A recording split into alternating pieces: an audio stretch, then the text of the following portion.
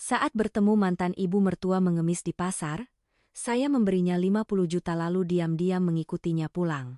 Begitu masuk, pemandangan di dalam membuat saya berlutut dan menangis terseduh-seduh. Pagi itu adalah pagi yang biasa, matahari bersinar agak terik, suasana di pasar seperti biasa, riuh, berdesakan, penjual dan pembeli saling bersahutan. Saya melewati area penjual sayur, berniat mampir membeli beberapa bahan untuk makan siang.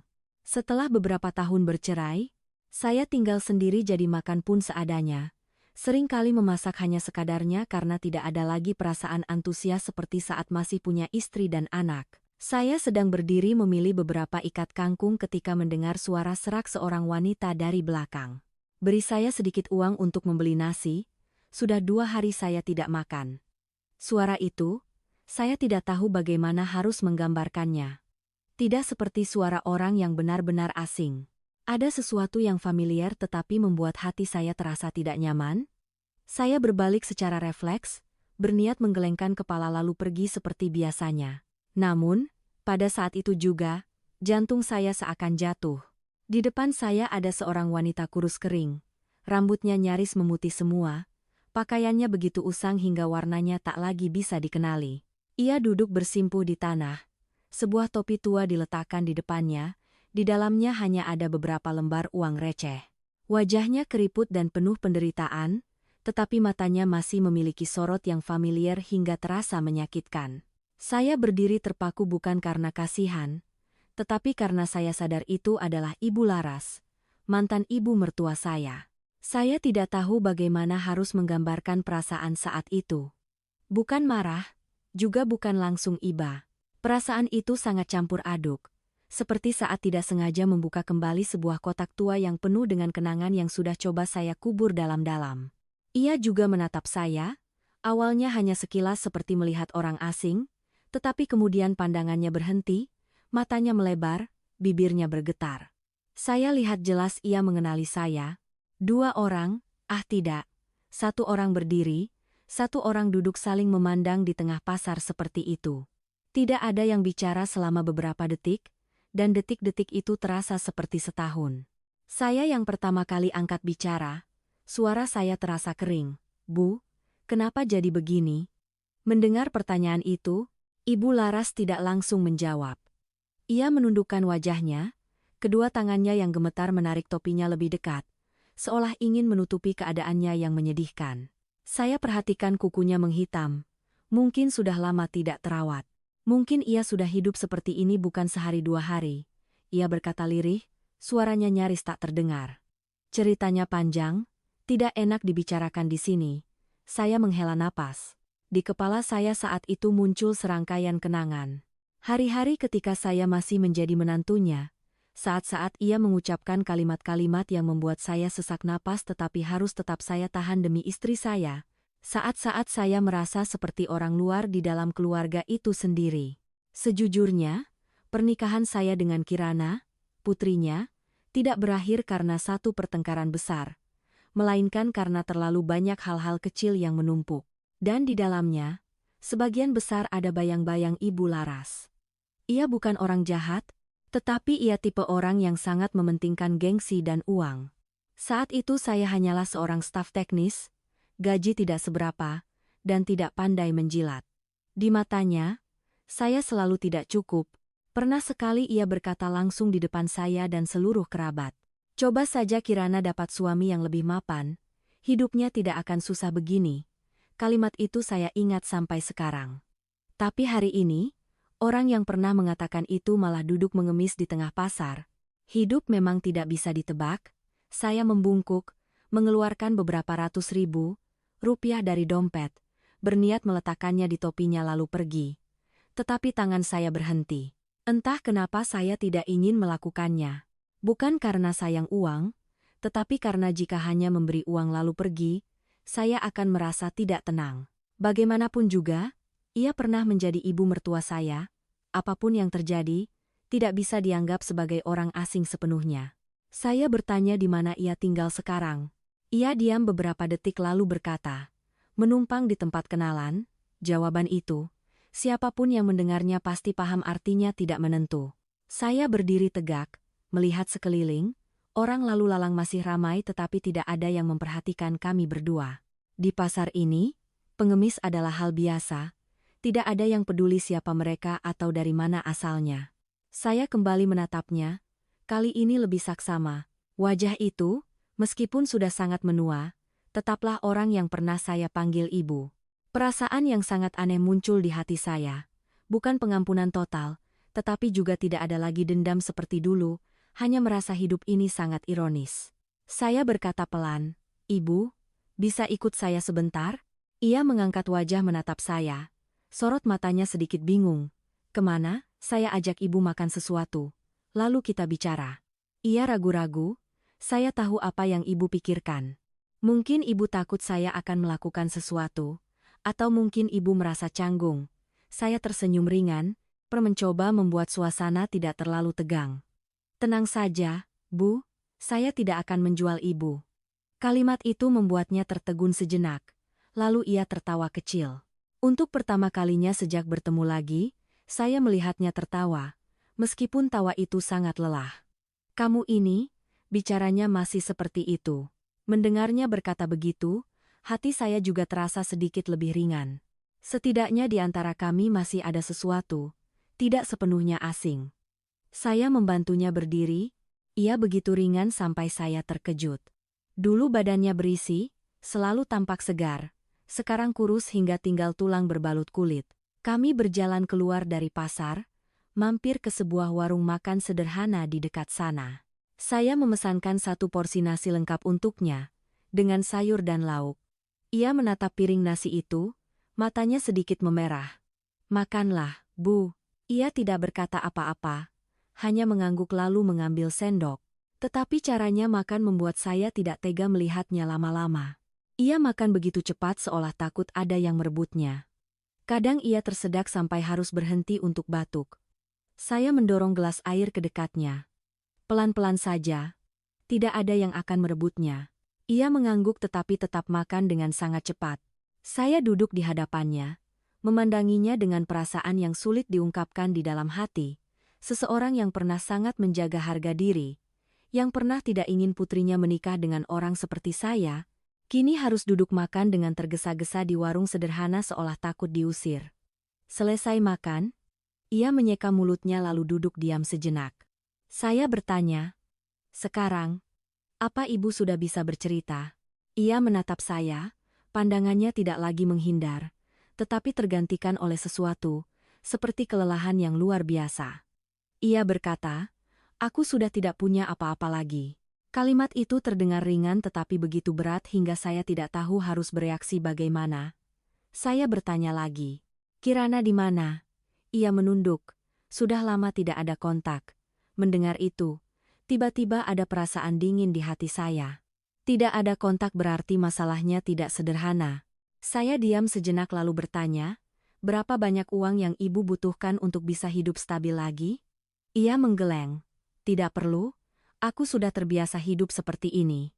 Kalimat itu terdengar seolah kuat, tetapi sebenarnya itu adalah kalimat dari orang yang sudah pasrah. Saya menghela napas, lalu entah kenapa saya mengucapkan kalimat yang bahkan mengejutkan diri saya sendiri. "Saya beri ibu 50 juta. Ibu Laras langsung mengangkat wajahnya menatap saya seolah tidak percaya dengan apa yang didengarnya. "Apa katamu?" Saya bilang, "Saya akan beri ibu 50 juta. Carilah tempat tinggal yang layak, jangan mengemis di pasar lagi." Ia diam, saya bisa melihat tangannya bergetar. "Tidak, aku tidak bisa menerimanya. Terima saja, Bu. Bukan cuma-cuma, anggap saja saya membayar utang." "Utang apa?" Saya juga tidak tahu, tetapi anggap saja begitu agar hatinya lebih ringan. Ia menatap saya sangat lama, lalu akhirnya mengangguk.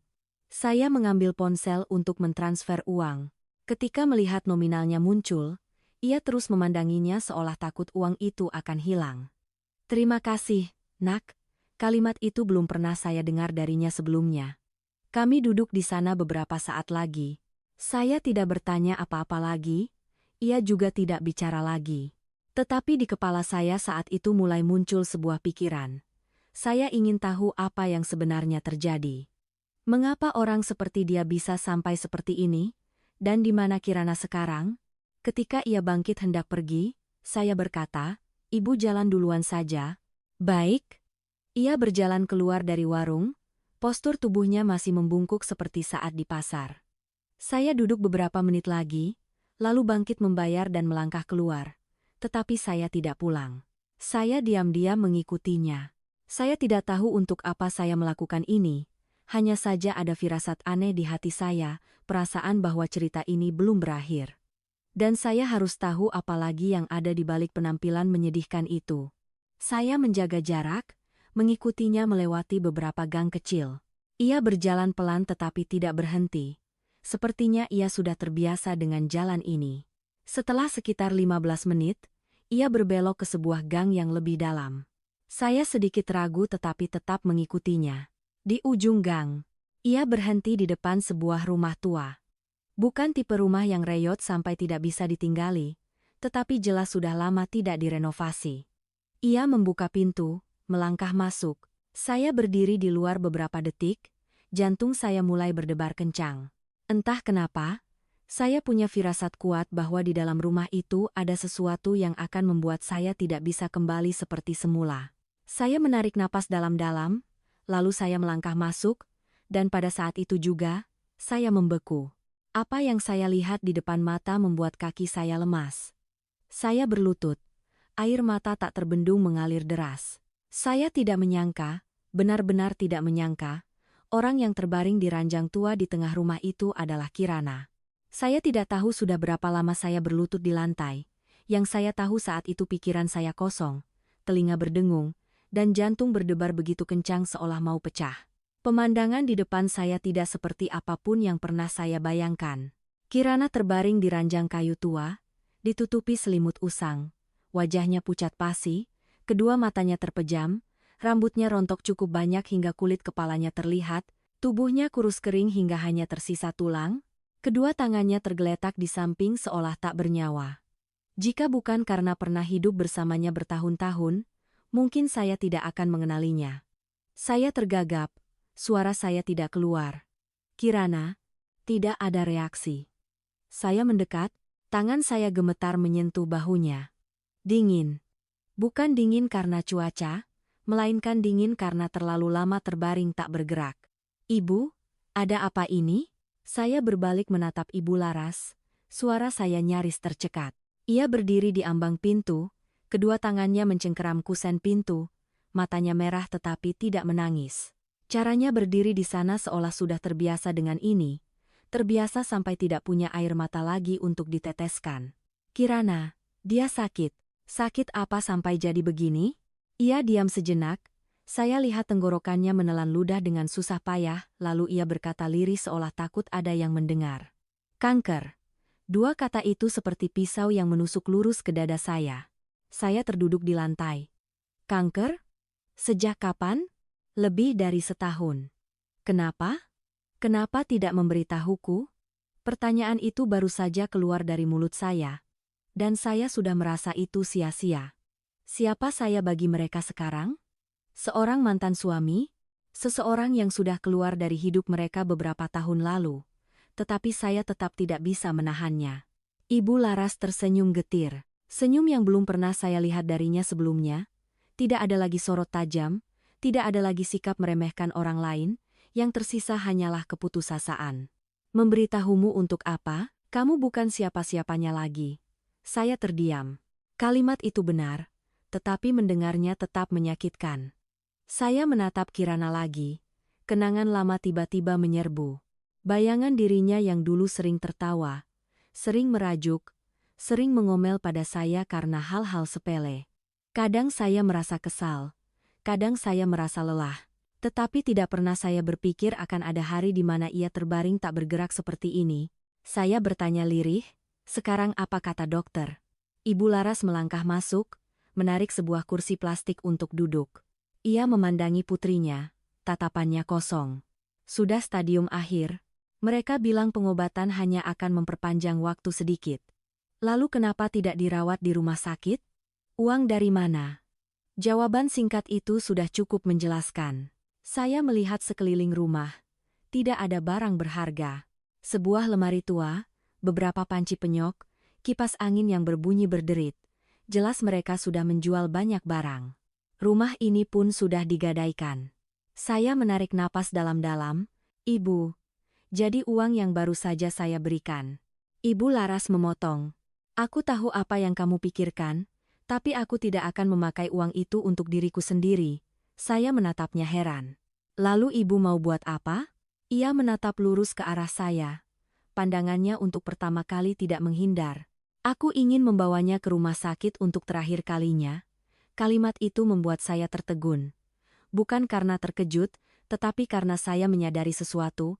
Wanita di depan saya, yang pernah menganggap uang di atas segalanya, kini rela menggunakan uang itu hanya untuk memperpanjang sedikit waktu bagi putrinya. Mungkin manusia baru akan berubah ketika benar-benar merasakan kehilangan. Saya bangkit, mendekati ranjang, menatap Kirana sekali lagi. Kirana, apa kamu dengar aku bicara? Tidak ada jawaban, tetapi saya lihat tangannya bergerak sedikit, sangat pelan, begitu pelan hingga jika tidak diperhatikan, saya akan mengira saya salah lihat. Saya membungkuk lebih dekat. Kirana, ini aku. Kali ini kelopak matanya bergetar, lalu perlahan terbuka. Tatapan itu tidak lagi lincah seperti dulu, tetapi tetap tatapan orang yang pernah saya cintai. Ia menatap saya cukup lama, seolah mencoba memastikan apakah ia salah lihat. Baskara. Suaranya begitu lemah nyaris tak terdengar. Saya mengangguk, tenggorokan saya tercekat. Iya, ini aku. Sebutir air mata mengalir dari sudut matanya. Aku kira tidak akan bertemu denganmu lagi. Saya tidak tahu harus berkata apa, hanya bisa menggenggam tangannya yang kurus dan dingin. Jangan bicara begitu. Ia tersenyum tipis, senyum yang sangat lelah. Kamu masih sama. Selalu bilang begitu. Mendengar itu, tanpa sadar saya tertawa. Tawa yang saya sendiri tidak mengerti kenapa bisa muncul dalam situasi ini, dan kamu masih suka membantahku seperti dulu. Ia memejamkan mata tetapi bibirnya masih tersenyum. Aku sudah tidak punya tenaga untuk membantah lagi. Suasana di ruangan menjadi hening, keheningan yang tidak berat, melainkan menenangkan. Ibu Laras berdiri di samping, memalingkan wajah, mungkin tidak ingin kami melihatnya menangis. Saya duduk di sana, menggenggam tangan Kirana, di kepala saya muncul serangkaian pertanyaan. Kenapa ia tidak menghubungiku? Kenapa Ibu Laras sampai mengemis di pasar? Kenapa semuanya jadi seperti ini? Tetapi saya tidak langsung bertanya, karena saya tahu ini bukan waktunya. Beberapa saat kemudian, Kirana membuka matanya lagi. Jangan salahkan ibu. Saya terkejut. Apa maksudmu? Ibu sudah berusaha sekuat tenaga. Saya menoleh ke arah Ibu Laras. Ia masih membelakangi kami, bahunya bergetar. Kirana melanjutkan, suaranya lemah tetapi lebih jelas. Untuk apa yang ibu lakukan di masa lalu, aku minta maaf atas namanya. Saya menggelengkan kepala. Itu sudah berlalu, jangan diungkit lagi. Tidak, aku harus mengatakannya. Ia mencoba untuk duduk tetapi tidak punya tenaga. Saya segera membantunya. Katakan saja. Ia menatap saya, tatapannya seolah sedang melepaskan beban. Dulu aku tahu ibu tidak menyukaimu. Saya tersenyum tipis. Aku juga tahu, tapi aku tidak cukup membelamu. Saya terdiam. Itu adalah hal yang sering saya pikirkan di masa lalu. Tapi sekarang mendengarnya lagi, saya tidak lagi merasa menyalahkan. Hanya merasa semuanya sudah berlalu. Tidak apa-apa. Tidak, kamu harus dengar sampai selesai. Ia terengah-engah sejenak lalu melanjutkan. Dulu aku pikir, asalkan kita hidup baik-baik, ibu akan berubah. Tapi aku salah. Aku terus berada di tengah-tengah, tidak tegas, akhirnya kehilangan keduanya. Kalimat itu membuat hati saya sesak. Benar, kami tidak berpisah karena satu guncangan besar, tetapi karena hal-hal kecil yang berulang kali tidak diselesaikan. Satu pihak dia menahan, satu pihak tidak cukup kuat untuk melindungi, dan akhirnya semuanya pecah. Saya meremas tangannya pelan, jangan dipikirkan lagi, istirahatlah. Ia menatap saya, pandangannya melembut. Kamu masih sebaik dulu. Saya tertawa. Baik apanya? Aku juga punya salah. Iya, kamu kadang keras kepala, aku kadang menyebalkan. Kami berdua tertawa kecil, tawa yang sangat aneh. Bukan tawa sepasang kekasih, bukan tawa suami istri, melainkan tawa dua orang yang pernah sangat saling memahami. Di luar sana, suara kendaraan melewati gang, suara orang berbicara dari kejauhan, hidup terus berjalan seperti biasa. Hanya di dalam rumah kecil ini, waktu seakan melambat. Saya menatap Kirana lalu beralih ke Ibu Laras. Ibu. Kandas. Ini pertama kalinya setelah bertahun-tahun saya memanggilnya seperti itu. Ibu Laras terkejut, berbalik. Aku, Ibu, saya tersenyum tipis. Ibu bersiap-siaplah, besok pagi aku akan membawa Kirana ke rumah sakit. Ia menatap saya, sorot matanya tidak percaya, tapi uangnya tidak akan cukup. Saya ikut prihatin. Ia menggeleng, tidak, kamu melakukan ini, aku tidak tahu harus membalasnya dengan apa. Saya menghela napas. Ibu tidak perlu membalas apapun, anggap saja aku melakukan apa yang seharusnya. Ia diam, lalu tiba-tiba, ia menundukkan kepalanya. Maafkan ibu. Kalimat itu tidak pernah saya sangka akan saya dengar darinya.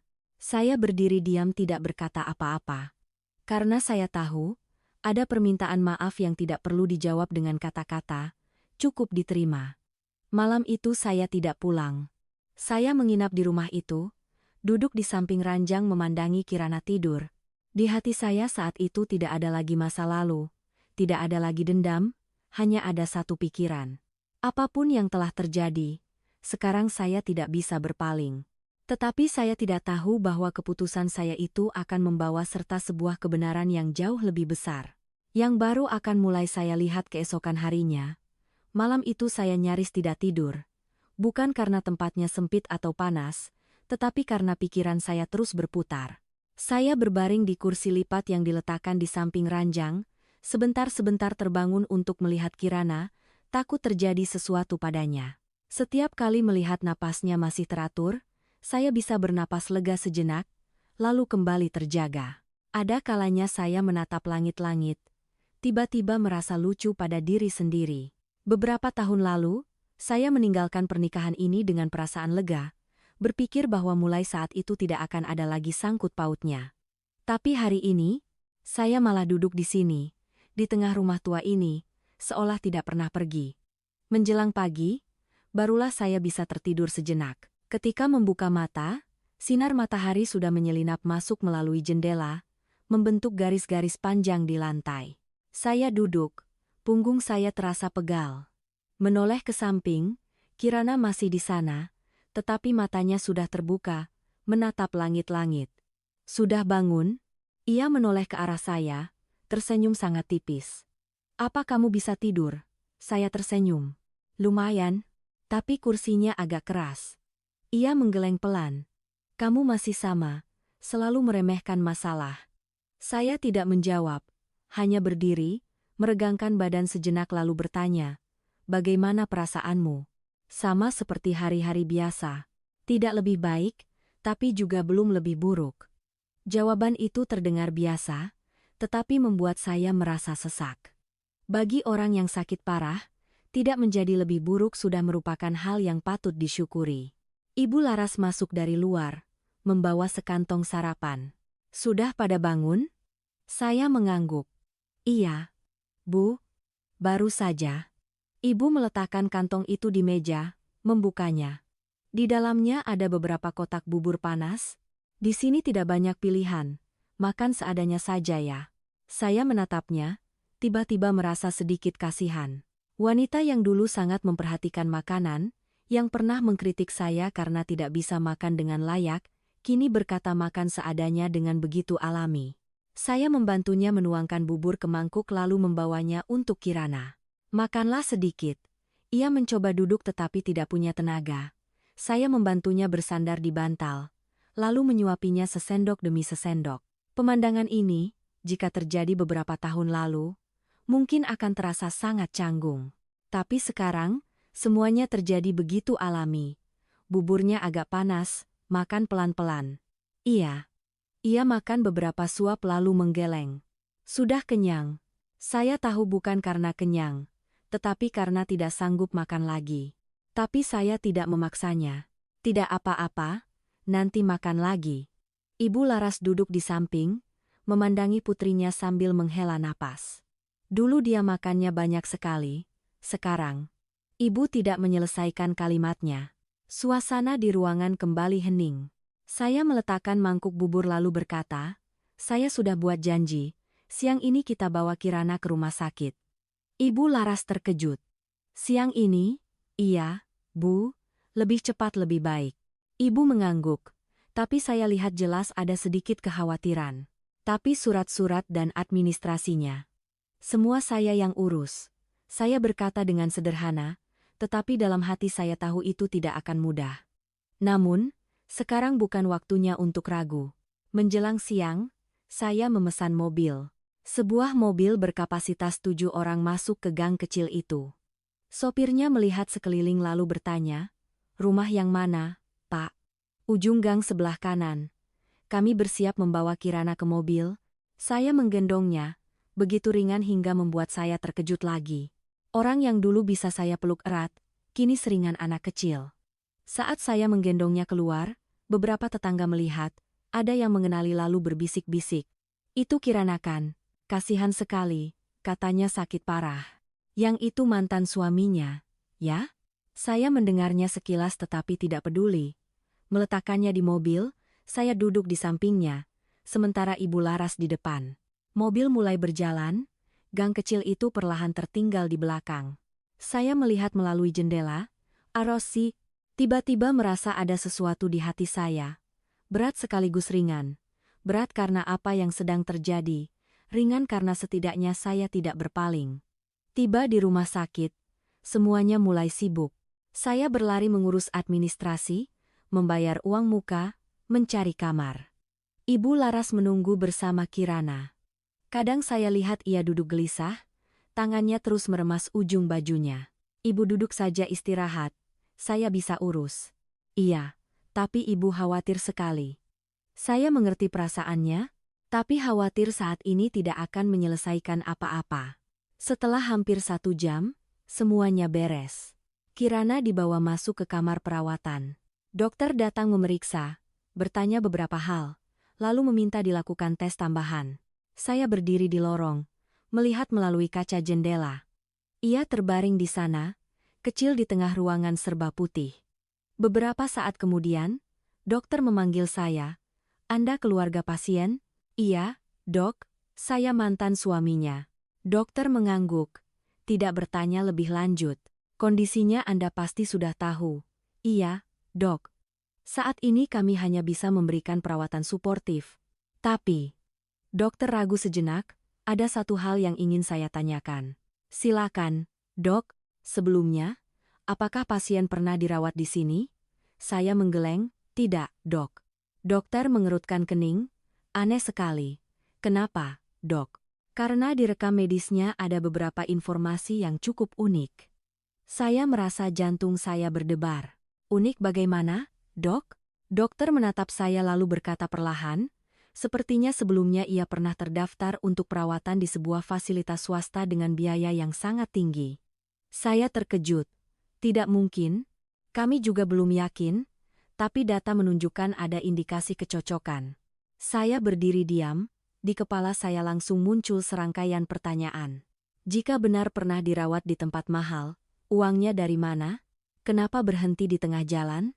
Dan kenapa Ibu Laras sampai harus mengemis? Saya bertanya pada dokter. Apa dokter yakin?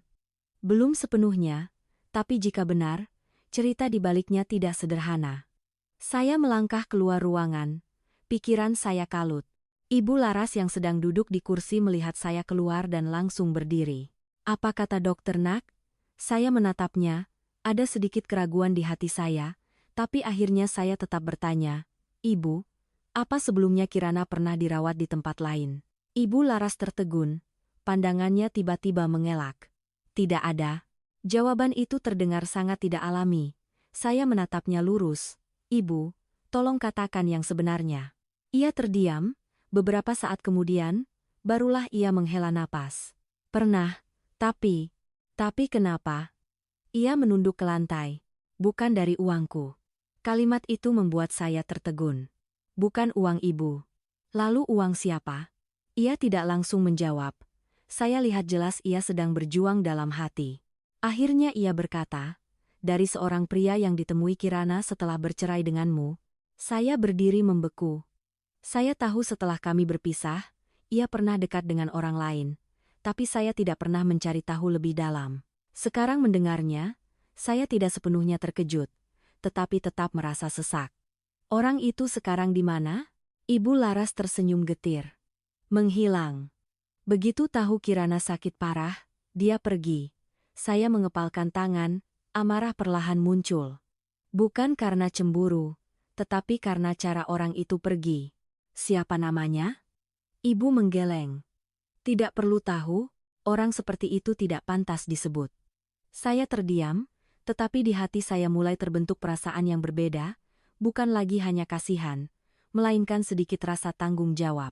Bukan karena saya masih suaminya, tetapi karena saya tidak bisa menerima orang yang pernah dekat dengan saya ditinggalkan begitu saja. Saya berbalik melihat ke dalam ruang perawatan. Kirana terbaring di sana, mata terpejam, wajahnya tenang. Tetapi di balik ketenangan itu ada sebuah cerita yang belum saya ketahui sepenuhnya. Dan saya merasa sangat jelas, kata menghilang yang baru saja diucapkan Ibu Laras mungkin tidak sesederhana itu. Mungkin itu hanya puncak gunung es. Di bawahnya, ada sebuah kebenaran yang belum siap saya hadapi. Saya berdiri di lorong rumah sakit cukup lama, bukan karena tidak tahu harus berbuat apa, tetapi karena di kepala saya terlalu banyak hal yang perlu diatur kembali. Cerita yang saya kira hanya tentang seorang yang sakit parah dan seorang ibu yang malang, ternyata di baliknya ada lapisan lain. Seorang pria yang pernah muncul, pernah punya uang untuk mengobati Kirana, lalu menghilang. Dan yang membuat saya paling tidak nyaman bukanlah hal itu, melainkan kenapa baru sekarang saya tahu. Saya menarik napas dalam-dalam lalu kembali ke ruang perawatan. Kirana masih terbaring di sana, tetapi kali ini matanya terbuka, menatap ke arah jendela. Sinar matahari sore menerpa wajahnya, membuatnya sedikit lebih cerah, meskipun masih pucat. Ibu Laras duduk di sampingnya. Melihat saya masuk, ia berdiri. Apa dokter bilang sesuatu lagi? Nak? Saya menggeleng pelan. Tidak, Bu, untuk sementara masih diobservasi. Saya tidak mengungkit lagi percakapan tadi, bukan karena saya lupa, tetapi karena saya ingin mendengarnya langsung dari Kirana. Saya menarik kursi dan duduk di dekat ranjang. Bagaimana perasaanmu? Tidak jauh beda. Ia menatap saya sejenak lalu bertanya, kamu baru saja bicara dengan ibu, ya? Saya mengangguk. Sedikit. Ia diam beberapa detik lalu berkata, ibu pasti sudah cerita padamu tentang yang dulu. Saya tidak langsung menjawab. Saya menatap lurus ke arahnya. Apa kamu mau cerita? Ia menghela napas pelan. Mungkin memang sudah waktunya. Ibu Laras hendak bangkit untuk keluar. Tetapi Kirana memanggilnya. Ibu, duduk saja di sini. Ibu Laras tertegun, lalu perlahan duduk kembali. Suasana di ruangan tiba-tiba menjadi sangat aneh. Tidak tegang tetapi juga tidak nyaman. Seolah kami bertiga tahu, akan ada sesuatu yang diungkapkan. Kirana menatap langit-langit sejenak lalu memulai. Setelah aku dan kamu berpisah, aku dekat dengan seseorang. Saya mengangguk, tidak menunjukkan reaksi apa-apa. Aku tahu, ia tersenyum tipis. Kamu selalu tahu sedikit-sedikit. Saya tidak berkata apa-apa. Ia melanjutkan, namanya Wira. Nama itu belum pernah saya dengar. Awalnya aku tidak berniat dekat dengan siapa-siapa. Tapi mungkin aku takut kesepian. Dan ibu selalu mendesak, bilang aku masih muda, harus mencari orang yang lebih baik. Ibu Laras menunduk, tidak berkata apa-apa. Wira muncul di saat yang tepat, dia pandai bicara dan punya uang. Setidaknya saat itu aku pikir begitu. Saya terdiam. Dia tidak sepertimu, ia menatap saya. Kamu orangnya lurus, sedangkan dia tahu cara membuat orang lain senang. Saya tertawa kecil. Kedengarannya aku kalah telak. Ia menggeleng. Tidak, saat itu aku pikir kamu yang kalah. Tapi belakangan aku baru sadar aku yang salah. Suaranya melambat. Wira membawaku makan, jalan-jalan, membelikanku banyak barang. Ibuku sangat senang. Ibu Laras menghela napas pelan tetapi tetap tidak bicara. Lalu suatu hari, aku tahu aku sakit. Saya meremas tangannya pelan. Saat itu aku takut sekali. Aku tidak langsung berani bilang pada ibu. Aku periksa sendiri. Dan hasilnya seperti yang kamu lihat. Ia tersenyum, tetapi senyum yang sedih. Aku kira hidupku sudah selesai. Saya bertanya pelan. Lalu, kamu bilang pada Wira? Ia mengangguk. Aku pikir, jika dia tulus, dia akan tetap tinggal. Kalau tidak, anggap saja aku tahu lebih awal. Ia menatap keluar jendela. Dia tidak langsung pergi. Saya sedikit terkejut. Tidak. Awalnya tidak. Dia bilang akan mengurusku, membawaku berobat ke tempat terbaik, bahkan membayar semua biaya rumah sakit. Saya teringat kata-kata dokter. Jadi benar. Saat itu aku percaya padanya. Ia memejamkan mata sejenak lalu membukanya lagi. Tapi semuanya tidak bertahan lama. Sekitar 3 bulan kemudian, dia mulai berubah. Tidak lagi sering datang, tidak lagi banyak bertanya. Uang masih dia berikan, tapi sikapnya berbeda. Saya tidak berkata apa-apa. Ia melanjutkan, lalu suatu hari, dia tidak datang lagi. Aku telepon tidak diangkat. Kirim pesan tidak dibalas. Aku cari ke rumahnya, orang bilang dia sudah pindah. Saya merasa hati saya mendingin. Dan sejak itu, tidak ada yang tahu dia di mana. Ia tersenyum tipis. Terdengar familiar, kan? Saya mengerti maksudnya. Iya. Cara menghilang yang sangat rapi. Saat itu aku tidak menangis, hanya merasa hampa. Ibu Laras baru angkat bicara, suaranya tercekat. Sudah ibu bilang. Jangan terlalu mudah percaya orang. Kirana menoleh ke arah ibunya. Ibu, dulu ibu tidak bilang begitu. Ibu Laras terdiam. Saya melihat keduanya, tiba-tiba mengerti. Ada kata-kata yang baru diucapkan ketika semuanya sudah terlambat. Kirana kembali menatap saya. Setelah itu, uang juga mulai habis. Aku tidak bisa melanjutkan pengobatan di tempat itu lagi. Pindah ke tempat lain tidak cukup uang. Ibuku mulai kerja serabutan, lalu menjual barang-barang di rumah satu persatu. Saya melihat sekeliling ruangan. Sekarang saya mengerti kenapa begitu kosong, lalu ibu harus ke pasar. Ia tidak menyelesaikan kalimatnya. Tapi saya tahu, orang yang pernah hidup demi gengsi harus duduk mengemis, bukan karena tidak tahu malu, melainkan karena tidak punya pilihan lain. Saya duduk diam, di hati saya tidak ada lagi amarah, tidak ada lagi rasa menyalahkan, hanya ada satu perasaan yang sangat jelas, kasihan. Bukan kasihan yang merendahkan, melainkan kasihan atas apa yang telah terjadi. Saya bertanya, apa kamu pernah berpikir untuk menghubungiku? Ia menatap saya. Sorot matanya sulit diartikan. Pernah, tapi aku tidak berani. Kenapa? Karena aku tahu, kalau aku menelepon, kamu pasti akan kembali, saya tertegun. Dan aku tidak ingin kamu harus menderita sekali lagi. Kalimat itu membuat saya tidak tahu harus berkata apa. Saya hanya bisa menggenggam tangannya lebih erat.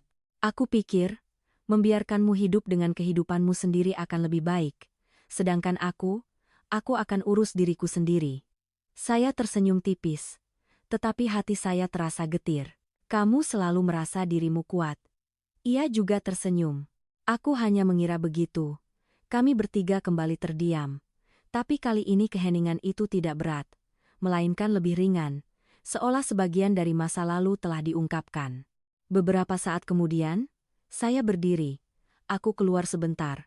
Kirana menatap saya. Kamu mau kemana? Sebentar saja.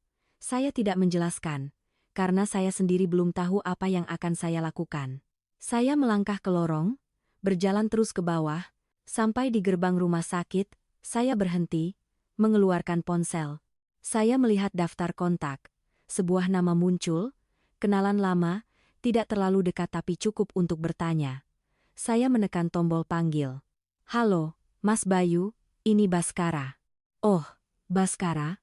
Lama tidak ada kabar. Ada apa, Mas? Bisa bantu aku cari seseorang? Siapa namanya? Saya ragu sejenak lalu berkata. Wira. Di seberang sana hening beberapa detik. Wira yang mana? Aku tidak begitu tahu, hanya tahu dulu dia pengusaha besar. punya banyak uang. Mas Bayu tertawa ringan. Di kota ini, wira yang seperti itu tidak sedikit. Saya menggenggam ponsel lebih erat. Tapi aku perlu menemukannya. Kenapa? Saya menatap langit. Dia berutang jawaban padaku. Mas Bayu diam, lalu berkata, "Baiklah, kirim informasi yang kamu tahu padaku, nanti aku coba tanyakan." "Terima kasih, Mas." Saya menutup telepon. Berdiri di sana sejenak, angin berhembus pelan, membawa bau disinfektan dari rumah sakit. Saya tidak tahu apakah yang saya lakukan ini benar atau salah, tapi saya tahu satu hal, cerita ini belum berakhir. Dan jika ada seseorang yang pernah masuk ke dalam hidup Kirana lalu pergi begitu saja, setidaknya saya ingin tahu orang seperti apa dia. Bukan untuk balas dendam, melainkan untuk lebih memahami kenapa semuanya menjadi seperti hari ini. Dan saya punya firasat yang sangat kuat.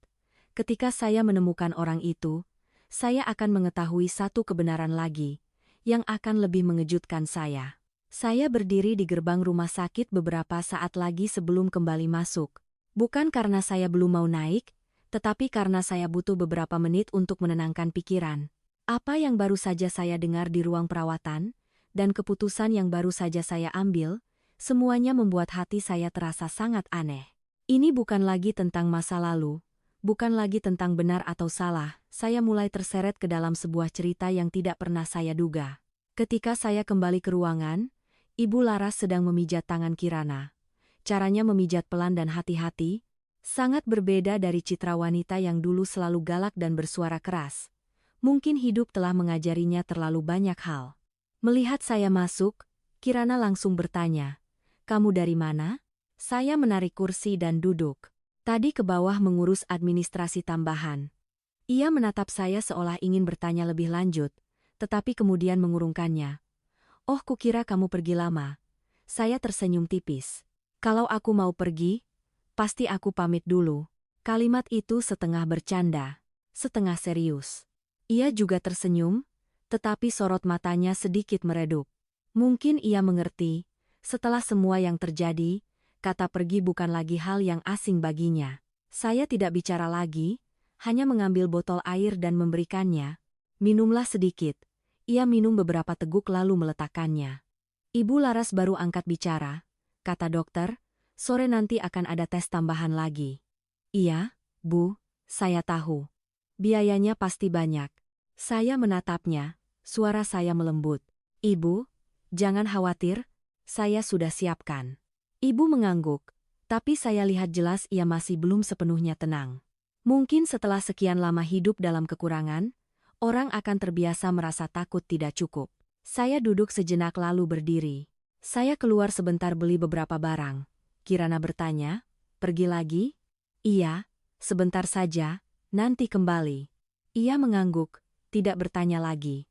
Saya melangkah keluar ruangan, tapi kali ini tidak pergi jauh. Saya hanya turun ke kantin membeli beberapa keperluan lalu segera kembali, tapi saat baru saja masuk ke lorong, ponsel saya bergetar. Dari Mas Bayu, saya langsung mengangkatnya. "Halo, Mas Baskara? Informasi yang kamu kirim sudah aku cek. Aku belum yakin, tapi ada satu orang bernama Wira yang cukup mirip dengan deskripsimu." Jantung saya berdebar kencang. "Di mana dia, Mas?" "Dulu dia main properti, sempat sangat sukses. Tapi sekitar 2 tahun belakangan, katanya kena masalah." "Masalah apa?" "Terlibat bisnis yang rugi besar, banyak utang." Saya terdiam, semuanya mulai terasa cocok. "Sekarang dia di mana?" "Belum jelas. Ada yang bilang dia pindah ke pinggir kota, membuka bengkel kecil." "Mas, bisa tolong cari tahu lebih detail?" "Bisa. Tapi kamu cari dia untuk apa?" Saya menatap lantai lalu berkata pelan, "Aku ingin menanyakan satu hal padanya." "Hal apa? Kenapa dia pergi?" Di seberang sana hening beberapa detik. Lalu Mas Bayu berkata, "Baskara, jujur saja, terkadang jawaban itu tidak seindah yang diharapkan." "Aku tahu, tapi aku tetap ingin mendengarnya." "Ya." Mas Bayu menghela napas. "Baiklah, akan aku bantu cari. Terima kasih, Mas." Saya menutup telepon. Berdiri diam sejenak, Di hati saya tidak ada lagi amarah, hanya rasa penasaran yang sangat jelas. Bukan untuk menyalahkan, melainkan untuk memahami. Saya kembali ke ruangan. Begitu masuk, saya melihat Kirana sedang berbicara dengan seorang perawat. Suaranya kecil, tetapi terdengar lebih ceria dari tadi pagi. Melihat saya, ia menoleh. "Kamu sudah kembali?" "Iya." Saya meletakkan kantong belanjaan. "Aku beli beberapa barang untukmu." Ia melihat ke dalam kantong, tersenyum. "Kamu masih sama, selalu membeli banyak. Karena kamu makannya sedikit, jadi aku harus beli banyak untuk menebusnya." Kalimat itu membuatnya tertawa. Tawa yang tidak keras, tetapi cukup membuat suasana di ruangan menjadi lebih ringan.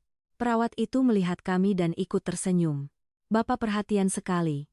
Saya menggaruk kepala. "Biasa saja, Sus." Perawat itu berkata, "Jarang loh. Banyak keluarga pasien yang tidak sesabar Bapak." Mendengar itu, saya tidak tahu harus senang atau sedih. Senang karena dipuji. Sedih karena sebenarnya saya bukan lagi keluarga dalam arti yang semestinya. Setelah perawat itu pergi, Kirana menatap saya. "Lihat kan, kamu memang orang baik." Saya menggeleng. "Aku tidak baik, hanya tidak ingin menyesal." Ia terdiam. Beberapa saat kemudian, ia bertanya, "Apa kamu pernah menyesal?" "Tentang apa?" "Tentang bercerai denganku." Pertanyaan itu sudah sering saya tanyakan pada diri sendiri, tapi sekarang mendengarnya lagi, rasanya tidak seberat dulu. Saya berpikir sejenak lalu berkata, "Bukan menyesal." "Lalu apa?" "Menyayangkan." Ia menatap saya. "Kenapa?" "Karena saat itu, jika kita berdua mau bicara lebih terbuka, mungkin semuanya akan berbeda." Ia mengangguk. Aku juga berpikir begitu. Kami berdua kembali terdiam. Tapi kali ini keheningan itu tidak membuat saya tidak nyaman, melainkan terasa damai. Sore harinya, Kirana dibawa untuk melakukan tes. Saya dan Ibu Laras duduk menunggu di luar. Ibu Laras menatap saya lalu berkata, "Baskara." "Iya, Bu." "Kamu berniat membantu sampai sejauh mana?" Pertanyaan itu membuat saya tertegun. Saya menatapnya. "Menurut Ibu bagaimana?" Ibu menghela napas. "Ibu tidak ingin kamu menderita lagi karena kami. Ibu tahu dulu Ibu tidak baik padamu. Sekarang kamu berbuat seperti ini. Ibu merasa tidak pantas." Saya menggeleng. "Ibu jangan berpikir begitu. Yang lalu biarlah berlalu. Sekarang aku hanya melakukan apa yang kurasa perlu."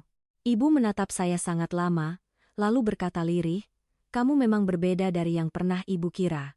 Saya tersenyum tipis. "Aku juga, Bu. Dulu aku juga mengira Ibu berbeda." Ibu tertawa kecil. Tawa yang getir sekaligus lega. "Hidup ini memang suka mempermainkan orang." Saya tidak menjawab, hanya duduk di sana memandangi orang lalu lalang di lorong. Setiap orang punya ceritanya sendiri, tapi mungkin semua orang pernah harus menghadapi hal-hal yang tidak terduga. Beberapa saat kemudian, dokter memanggil saya. "Pak Baskara, bisa masuk sebentar?" Saya bangkit mengikuti dokter ke ruangannya. "Kami sudah mendapatkan hasil awal." "Iya, Dok. Ada satu hal yang perlu saya sampaikan." Jantung saya berdebar. "Silakan, Dok." Dokter menatap saya, suaranya perlahan. "Kondisi pasien bukan hanya karena kanker." Saya tertegun. "Maksud dokter?" "Ada indikasi bahwa sebelumnya ia pernah menjalani pengobatan dengan metode khusus." "Metode apa?" "Terapi eksperimental." Saya merasa kepala saya seperti dipukul. "Eksperimental?" "Benar. Ini jenis perawatan yang belum umum. Biayanya sangat tinggi, dan risikonya juga besar." Saya berdiri diam. Potongan-potongan teka-teki di kepala saya mulai tersusun. Pria bernama Wira, uang yang banyak, pengobatan di fasilitas swasta, lalu menghilang. Saya bertanya, apa itu ada hubungannya dengan kondisinya sekarang? Dokter mengangguk pelan. "Bisa jadi. Beberapa efek samping dari terapi ini bisa membuat penyakit berkembang lebih cepat jika tidak dilanjutkan dengan benar." Saya mengepalkan tangan. "Maksud dokter, jika dilanjutkan, hasilnya bisa berbeda." "Kami tidak bisa memastikan, tapi setidaknya akan ada lebih banyak kesempatan." Saya melangkah keluar ruangan, pikiran saya berputar-putar. Ibu Laras menatap saya. Bagaimana, Nak? Saya tidak langsung menjawab, hanya menatap ke arah ruang tes tempat Kirana berada. Di hati saya saat itu hanya ada satu pikiran. Pria bernama Wira itu bukan hanya pergi, tapi mungkin ia telah meninggalkan sesuatu yang membuat segalanya menjadi lebih buruk. Dan jika benar begitu, maka cerita ini bukan lagi sekadar tentang ditinggalkan, melainkan sebuah kebenaran yang membuat saya tidak bisa tinggal diam. Saya duduk di kursi plastik di luar lorong dengan hati seberat batu. Kata-kata dokter tadi masih terngiang di kepala saya, kata demi kata. Terapi eksperimental, risiko tinggi jika tidak dilanjutkan dengan benar, penyakit bisa berkembang lebih cepat. Saya bukan dokter, tapi saya cukup mengerti itu berarti ada kemungkinan. Justru pengobatan yang terhenti di tengah jalan itulah yang memperburuk kondisi Kirana. Dan jika benar begitu, pria bernama Wira itu bukan hanya orang yang pergi, tapi juga orang yang meninggalkan akibat. Saya mengepalkan kedua tangan, kuku menancap ke telapak tangan terasa sakit, tapi masih belum cukup. Ibu Laras duduk di samping, melihat saya diam terlalu lama, ia menjadi cemas. Baskara, apa kata dokter, Nak? Saya menoleh ke arahnya, sebersit keraguan muncul di kepala. Haruskah saya ceritakan semuanya, atau hanya sebagian? Tapi kemudian saya berpikir, menyembunyikannya juga tidak akan menyelesaikan apa-apa. Ibu. Iya? Dokter bilang, kondisi Kirana mungkin juga dipengaruhi oleh cara pengobatannya dulu. Ibu Laras tertegun. Maksudmu bagaimana, Nak? Saya merendahkan suara. Kirana pernah menjalani terapi eksperimental, tapi tidak dilanjutkan sampai tuntas, jadi bisa menimbulkan efek buruk. Wajah Ibu Laras memucat setelah mendengarnya. Aku tidak tahu. Saya menatapnya. Ibu benar-benar tidak tahu? Ia menggeleng berulang kali. Saat itu aku hanya tahu dia dibawa ke tempat yang bagus. Apapun yang dokter bilang, aku hanya mengangguk, aku tidak mengerti. Saya menghela napas. Benar, tidak semua orang punya pengetahuan untuk memahami semua itu, apalagi dalam keadaan panik karena penyakit. Lalu Kirana, apa dia tahu? Ibu Laras ragu-ragu. Mungkin dia tahu sedikit. Saya tidak berkata apa-apa lagi, hanya merasa kasihan sekaligus iba di dalam hati. Kasihan karena ia harus melalui semua itu sendirian. Iba karena jika saat itu ada seseorang yang lebih mengerti, mungkin ceritanya akan berbeda. Tepat saat itu, pintu ruang tes terbuka. Seorang perawat mendorong ranjang Kirana keluar. Saya dan Ibu Laras segera berdiri. Sudah selesai, Kirana? Sudah, Mas. Saya membantu mendorong ranjangnya kembali ke kamar. Kirana terbaring di sana, mata terpejam, sepertinya lelah. Sesampainya di kamar, saya menarik kursi dan duduk di samping ranjang. Bagaimana perasaanmu? Ia membuka mata menatap saya. Agak lelah, tapi tidak apa-apa. Saya mengangguk, istirahatlah. Ia menatap saya sejenak lalu bertanya, kamu baru saja mendengar sesuatu dari dokter, kan? Saya terkejut. Kamu tahu? Ia tersenyum tipis. Kamu tidak bisa menyembunyikannya? Saya terdiam. Katakan saja. Aku bisa mendengarnya. Saya menoleh ke arah Ibu Laras. Ia juga sedang menatap saya. Sorot matanya sedikit cemas. Saya menarik napas dalam-dalam. Dokter bilang, pengobatanmu yang dulu mungkin mempengaruhi kondisimu saat ini. Kirana tidak terlihat terkejut, hanya mengangguk pelan. Aku sudah menduganya. Saya menatapnya. Kamu tahu? Iya. Lalu kenapa kamu tidak bilang? Ia memalingkan wajah ke arah jendela. Saat itu aku tidak mau memikirkannya, dan juga tidak ingin membuat orang lain khawatir lagi. Saya merasa hati saya sesak. Kamu selalu seperti itu. Ia tersenyum tipis. Kamu juga sudah tahu, kan? Saya tidak berkata apa-apa, hanya menggenggam tangannya.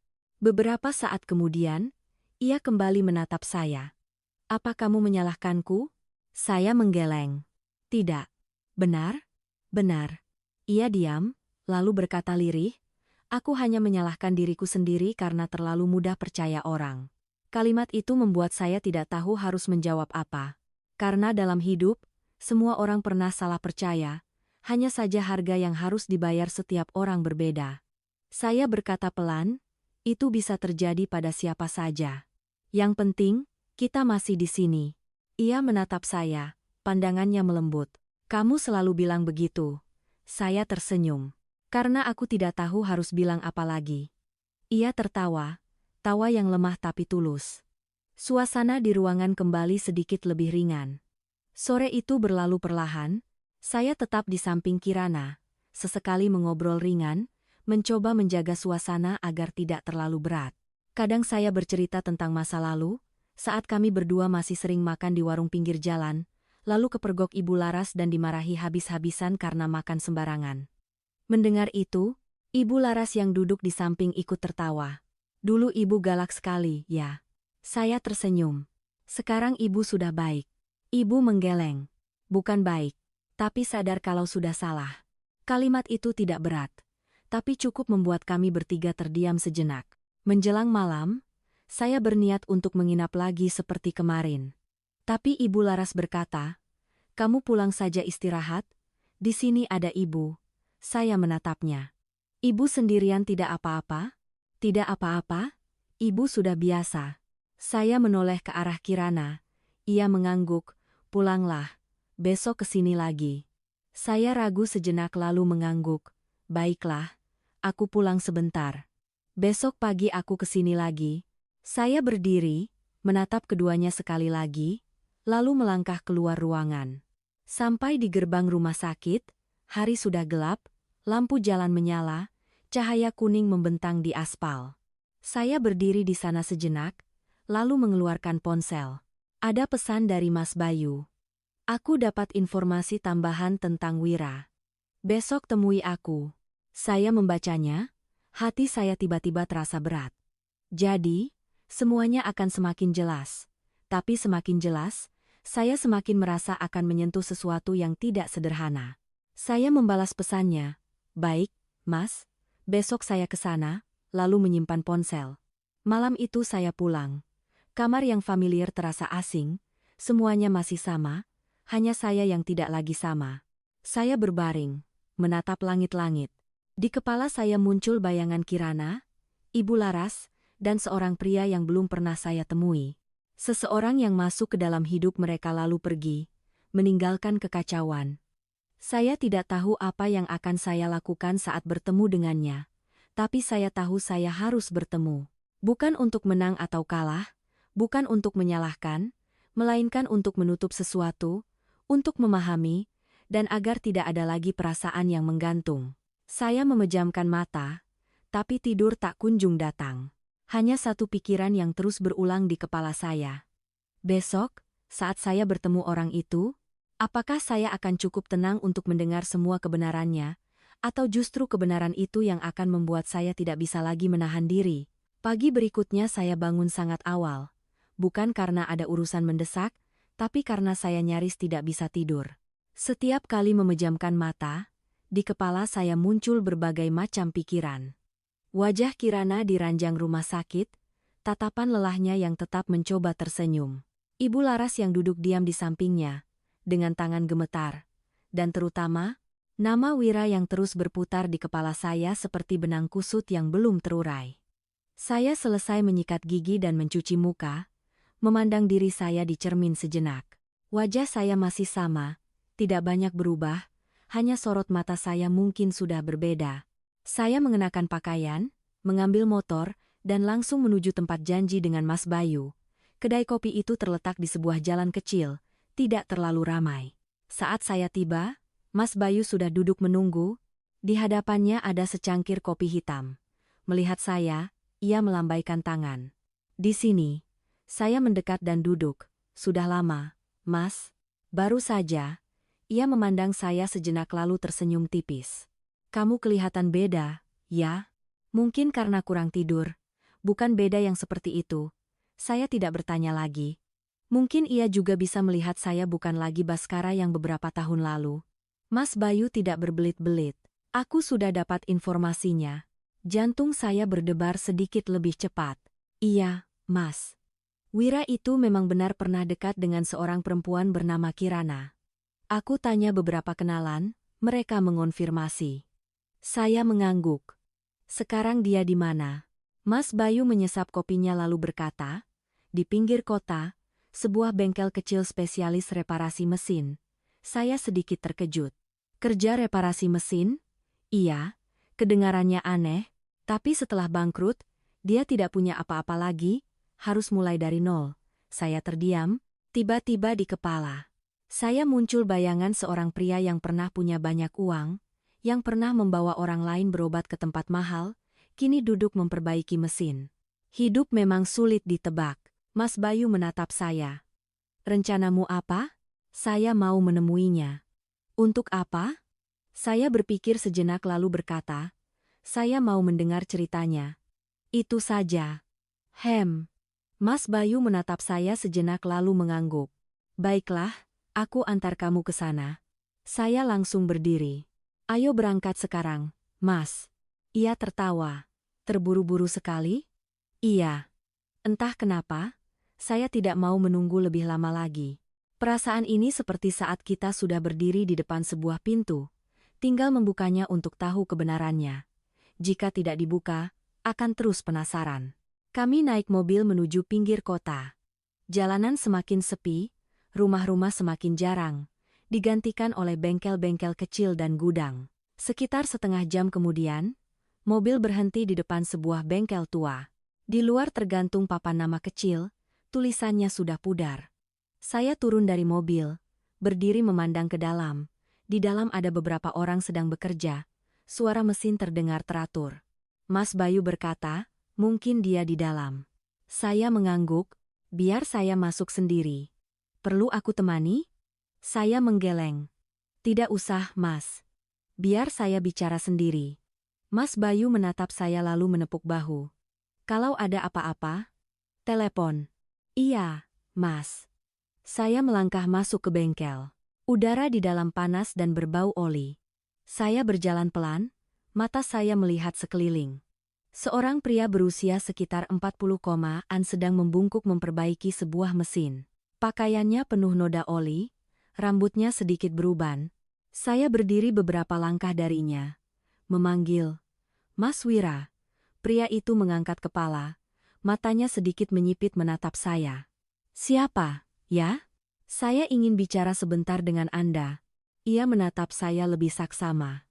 Kamu siapa? Saya menarik napas. Saya Baskara, mantan suami Kirana. Begitu kalimat itu selesai, tangannya berhenti bergerak. Kunci pas yang dipegangnya jatuh ke tanah, menimbulkan suara klang. Suasana seakan membeku. Ia berdiri diam beberapa detik, lalu perlahan bangkit. Bisa ulangi lagi? Saya Baskara, mantan suami Kirana. Kali ini ia tidak bertanya lagi, hanya berdiri menatap saya. Sorot matanya bukan kaget, melainkan seperti sudah menduga hari ini akan tiba. Kamu mencariku untuk apa? Saya tidak berbelit-belit. Saya mau bertanya tentang Kirana. Ia memalingkan wajah, mengelap tangannya dengan kain lap kotor. Tidak ada yang perlu dibicarakan. Saya maju selangkah. Ada. Ia berbalik, sorot matanya sedikit tajam. Sudah kubilang tidak ada. Saya menatap lurus ke arahnya. Lalu kenapa Anda membawanya berobat lalu pergi begitu saja? Pertanyaan itu membuatnya tertegun. Bukan karena kaget, tapi karena tepat mengenai titik yang tidak ingin ia sentuh. Beberapa saat kemudian, ia berkata, kamu tidak mengerti masalahnya. Kalau begitu, jelaskan. Ia terdiam. Saya melanjutkan. Saya tidak datang untuk membuat masalah. Saya hanya ingin tahu kenapa. Ia menatap saya sangat lama, lalu menghela napas. Kita bicara di luar. Kami berjalan ke belakang bengkel, di sana ada sedikit ruang kosong. Ia duduk di undakan semen. Saya berdiri di hadapannya. Cukup lama ia baru angkat bicara. Menurutmu, aku ini orang seperti apa? Saya tidak langsung menjawab. Saya tidak tahu. Tapi dari yang saya lihat, Anda telah pergi meninggalkannya. Ia tersenyum getir. Iya? Semua orang berpikir begitu. Saya terdiam. Ia melanjutkan. Tapi apa kamu tahu apa yang kulakukan saat itu? Saya menggeleng. Aku menjual hampir semua hartaku untuk mengobatinya. Saya tertegun, menjual harta. Iya. Bukan karena aku kaya raya, tapi karena aku pikir, jika bisa menyelamatkannya, itu sepadan. Saya menatapnya, tidak tahu harus percaya atau tidak. Lalu kenapa Anda pergi? Ia mengepalkan tangannya. Karena aku sudah tidak punya uang lagi. Jawaban yang terlalu sederhana, tapi membuat saya tidak tahu harus bereaksi bagaimana. Tidak punya uang, jadi Anda pergi? Ia tertawa, tapi matanya memerah. Menurutmu aku harus tetap di sana untuk apa? Melihatnya kesakitan tanpa bisa berbuat apa-apa? Atau terus berutang sampai menyeret kami berdua ke bawah? Saya terdiam. Ia melanjutkan, aku sudah mencoba. Berutang ke sana kemari, tapi tidak cukup. Akhirnya aku harus memilih. Tetap tinggal dan tenggelam bersamanya, atau pergi agar setidaknya satu orang bisa tetap hidup. Saya merasa tenggorokan saya tercekat. Jadi Anda memilih pergi? Iya. Tanpa sepatah kata pun penjelasan. Ia menunduk, aku tidak berani. Aku tahu kalau aku bicara, dia akan menahanku, dan aku tidak akan bisa pergi. Saya berdiri diam. Apa yang ia katakan tidak sepenuhnya salah, tapi apa Anda tahu bagaimana keadaan setelah Anda pergi? Ia tidak menjawab. Dia harus berhenti berobat. Ibunya harus mengemis, dan dia terbaring di ranjang seperti sekarang. Ia memejamkan mata, kedua tangannya terkepal erat. Aku tahu, Anda tahu? Aku pernah kembali sekali. Saya terkejut. Anda kembali? Iya. Tapi aku tidak berani masuk. Hanya melihat dari jauh. Melihat mereka masih hidup, aku pun pergi. Saya tidak tahu harus berkata apa. Cerita ini tidak sesederhana benar atau salah. Bukan hitam atau putih, melainkan serangkaian pilihan dalam situasi yang tidak diinginkan siapapun. Saya menatapnya. Apa Anda menyesal? Ia membuka mata menatap saya lalu berkata pelan. Setiap hari aku menyesal. Suasana kembali hening. Angin berhembus pelan membawa bau oli. Saya berdiri di sana, hati saya kalut. Saya datang ke sini untuk mencari jawaban. Dan sekarang saya sudah mendapatkannya. Tapi bukan jawaban yang saya harapkan, melainkan sebuah kebenaran yang membuat saya tidak bisa dengan mudah menghakimi. Saya berbalik. Apa Anda mau bertemu dengannya lagi? Pertanyaan itu baru saja terlontar. Ia tertegun. Sorot matanya untuk pertama kalinya benar-benar goyah. Mendengar pertanyaan saya, Wira tidak langsung menjawab. Ia berdiri kaku, matanya menatap ke tanah kosong di depannya, di mana beberapa mesin tua bertumpuk. Angin sepoi-sepoi meniup beberapa serpihan kertas di kakinya, tetapi ia seolah tidak menyadarinya. Saya juga tidak mendesaknya, karena saya tahu ada pertanyaan yang tidak bisa dijawab seketika. Setelah beberapa lama, barulah ia angkat bicara, suaranya menjadi sangat berat. Aku tidak berani. Jawaban itu membuat saya sedikit tertegun. Tidak berani? Iya. Ia tersenyum getir. Senyum yang sama sekali tidak ringan. Aku tidak berani melihatnya lagi. Kenapa? Ia menoleh ke arah saya, sorot matanya tampak lelah. Karena aku tahu, jika aku melihatnya, aku tidak akan sanggup. Saya terdiam. Ia melanjutkan. Aku pernah berpikir bahwa pergi adalah cara terbaik. Tapi semakin lama, aku semakin merasa pengecut. Aku tidak cukup berani untuk tinggal dan juga tidak cukup berani untuk kembali. Kalimat itu terdengar sangat jujur, tanpa pembenaran, tanpa menyalahkan, hanya sebuah pengakuan. Saya menatapnya sejenak lalu berkata pelan, tapi Anda masih berhak untuk bertemu dengannya. Ia langsung menggeleng. Tidak. Kenapa? Karena aku sudah tidak punya hak lagi. Saya menghela napas pelan. Hak bukan sesuatu yang Anda tentukan sendiri. Ia tidak berkata apa-apa. Saya melangkah sedikit lebih dekat. Dia tidak pernah menyalahkan Anda. Ia terkejut. Kamu serius? Iya. Aku sudah bertanya. Dia hanya bilang dirinya terlalu mudah percaya orang. Ia menunduk, kedua tangannya terkepal begitu erat hingga urat-uratnya menonjol. Dia tidak menyalahkanku, suaranya mengecil seolah berbicara pada diri sendiri. Saya tidak menjawab lagi, karena saya tahu ada kalimat yang cukup diucapkan sekali. Tidak perlu diulang. Beberapa saat kemudian, ia bangkit, berjalan beberapa langkah lalu berbalik menatap saya. Kalau aku bertemu dengannya, bagaimana kondisinya? Saya menjawab dengan jujur. Dia sedang dirawat lagi, tapi kondisinya tidak baik. Ia berdiri kaku. Saya lihat jelas ada Bolehkah aku ikut denganmu? Saya tidak menyangka ia akan bertanya begitu. Tapi saya langsung mengangguk. Boleh? Ia tidak berkata apa-apa lagi, hanya masuk kembali ke bengkel, mengambil jaket yang tergantung di dinding. Sebelum pergi, ia berkata pada seorang pekerjanya, "Aku pergi sebentar." Orang itu mengangguk, tidak bertanya apa-apa. Mungkin mereka sudah terbiasa dengan sifatnya yang pendiam. Kami berjalan ke mobil.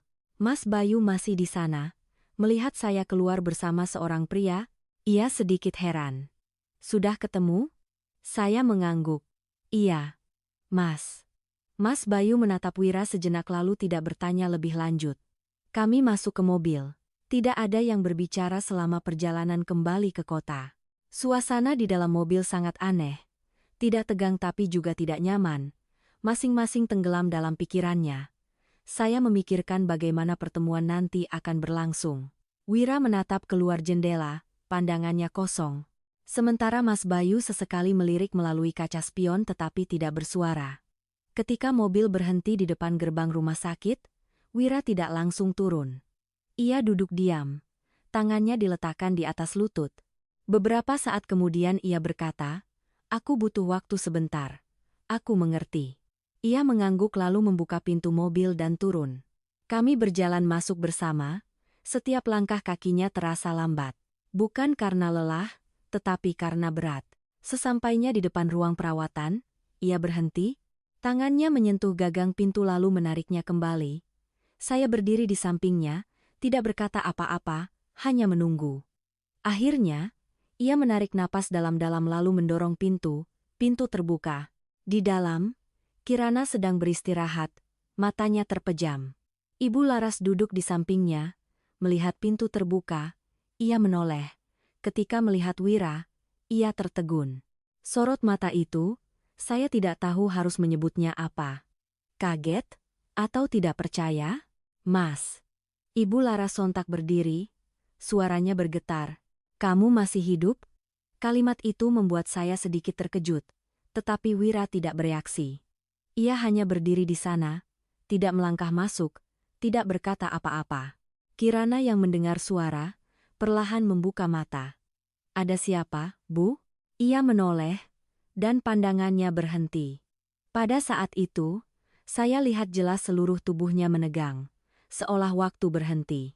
"Wira." Suaranya sangat kecil, tetapi cukup terdengar. Wira melangkah masuk, sangat pelan. Setiap langkahnya seolah menginjak masa lalunya sendiri. "Ini aku." Suasana di ruangan menjadi begitu kental. Tidak ada yang bicara lagi. Saya berdiri di samping, merasa seperti orang luar tetapi tidak bisa pergi, karena saya tahu, momen ini sangat penting. Kirana menatap Wira sangat lama. Tidak ada air mata, tidak ada tuduhan, hanya tatapan. "Kenapa kamu?" Iya. Tidak menyelesaikan kalimatnya. Wira berdiri beberapa langkah dari ranjang, tidak berani mendekat. "Aku minta maaf." Kalimat itu sederhana, tetapi berat, sangat berat. Kirana menggeleng pelan, "Kamu tidak perlu." "Tidak. Tidak. Aku harus mengatakannya." Suara Wira memberat. "Aku telah pergi, aku tidak cukup berani, dan aku salah." Ia terdiam. Beberapa saat kemudian, ia berkata, "Kamu sudah membantuku sejauh itu. Sudah cukup." Wira mengangkat kepala, sorot matanya penuh keterkejutan. "Kamu tidak menyalahkanku?" "Tidak." "Kenapa?" Ia tersenyum tipis. "Karena kalau aku jadi kamu, mungkin aku juga tidak akan bisa berbuat lebih baik." Jawaban itu bahkan membuat saya terkejut. Bukan karena indah, tetapi karena sangat jujur. Wira berdiri di sana tidak bisa berkata apa-apa lagi, hanya matanya yang memerah. Ibu Laras memalingkan wajah, menyeka air mata. Saya melihat mereka bertiga. Di hati saya ada perasaan yang sangat aneh.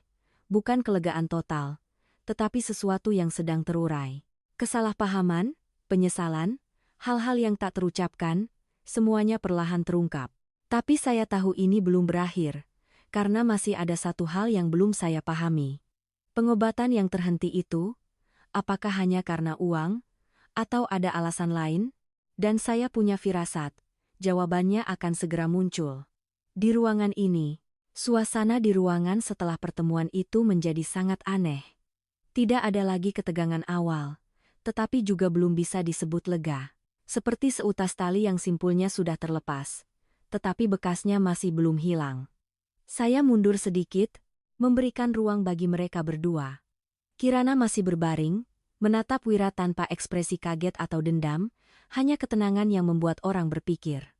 Wira masih berdiri di sana, tangannya tergantung lemas, canggung.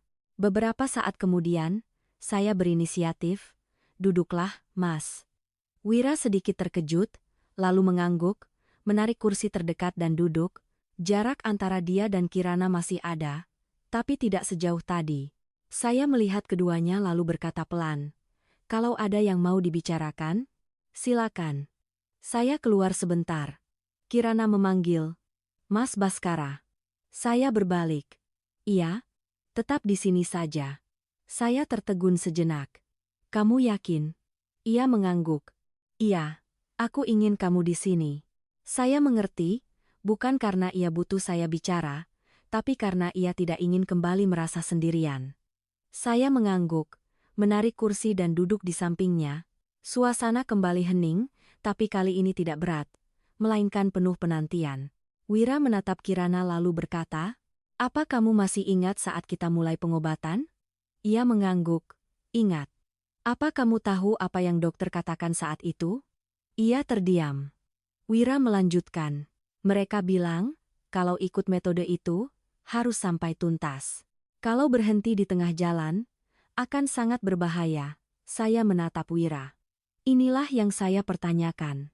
Kirana berkata pelan, "Aku tahu." Saya sedikit terkejut. "Kamu tahu?" Ia menoleh ke arah saya.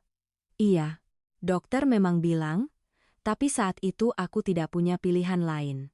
Belum sempat saya bertanya, Wira melanjutkan, "Bukan tidak ada pilihan." Saya dan Kirana sama-sama menatapnya. Wira menarik napas dalam-dalam. "Saat itu ada satu hal yang belum aku katakan." Ruangan tiba-tiba menjadi begitu sunyi hingga suara kipas angin pun terdengar jelas. Saya merasa inilah yang saya cari. "Apa itu?" Suara Kirana sangat kecil. Wira menatapnya, kali ini tidak lagi menghindar. "Uang bukan masalah terbesarnya." Saya mengerutkan kening. "Lalu apa?"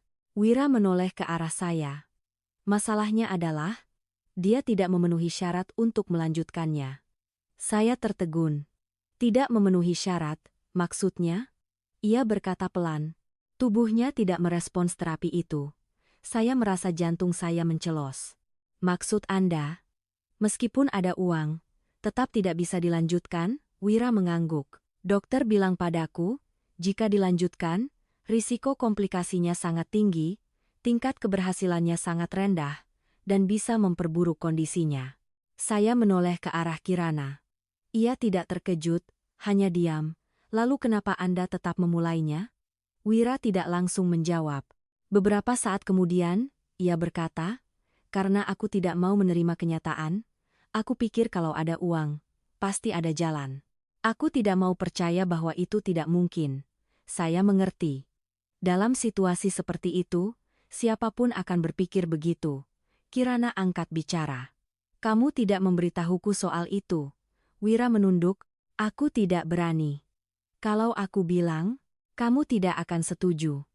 Ia tersenyum tipis. "Benar, aku tahu. Tapi aku tetap ingin mencoba." Suasana di ruangan menjadi sedikit lebih berat. Bukan karena tegang, tapi karena kebenaran perlahan terungkap. Saya bertanya, "Jadi kapan Anda tahu bahwa itu tidak bisa dilanjutkan?" Wira menatap saya. "Setelah 3 bulan, saat itu kondisinya tidak membaik, malah ada tanda-tanda memburuk. Aku tanya dokter, mereka bilang risikonya sangat tinggi jika dilanjutkan." Saya meremas tangan pelan. "Dan Anda memutuskan untuk berhenti?" "Iya. Tapi aku tidak tahu bagaimana harus mengatakannya padanya. Karena jika aku bilang yang sebenarnya, seolah-olah aku menyerah." Kirana menatapnya, pandangannya tidak menyalahkan, hanya pengertian. "Jadi kamu memilih cara menghilang?" Wira mengangguk. "Iya. Setidaknya dalam pikirannya, aku yang bersalah, bukan aku yang gagal." Kalimat itu membuat saya tidak tahu harus berkata apa. Tidak indah, tapi sangat jujur. Sebuah cara berpikir yang egois sekaligus ingin melindungi. Kirana menghela napas pelan. Kamu memang tidak berubah. Wira menatapnya. Maksudmu? Masih suka memutuskan semuanya sendiri. Dan berpikir caramu itu yang terbaik. Wira tersenyum sedih. Mungkin aku salah. Bukan salah, kata Kirana. Hanya saja, kamu tidak memberiku hak untuk tahu. Kalimat itu ringan, tapi cukup membuat Wira terdiam. Saya melihat keduanya, perlahan mengerti. Ini bukan karena ada yang jahat, bukan karena ada yang sengaja menyakiti. Masing-masing memilih caranya sendiri, tapi tidak mengutarakannya, dan kebisuan itulah yang membuat segalanya menjadi salah arah. Saya angkat bicara, lalu sekarang bagaimana? Keduanya menatap saya melanjutkan, sekarang kita sudah tahu semuanya. Yang penting adalah apa yang harus kita lakukan selanjutnya. Kirana menatap saya, sorot matanya sedikit lebih ringan. Kamu masih sama? Kenapa selalu berpikir ke depan? Saya tersenyum. Karena memikirkan yang sudah lewat tidak akan menyelesaikan apa-apa. Wira menatap saya sejenak, lalu berkata, jika ada cara, aku ingin membantu. Saya bertanya, apa Anda masih punya kemampuan? Ia menggeleng. Tidak banyak. Tapi aku akan lakukan apa yang aku bisa. Saya mengangguk. Baiklah. Kita lakukan bersama. Kirana melihat kami berdua lalu tersenyum tipis. Terdengar seperti sebuah tim. Saya tersenyum.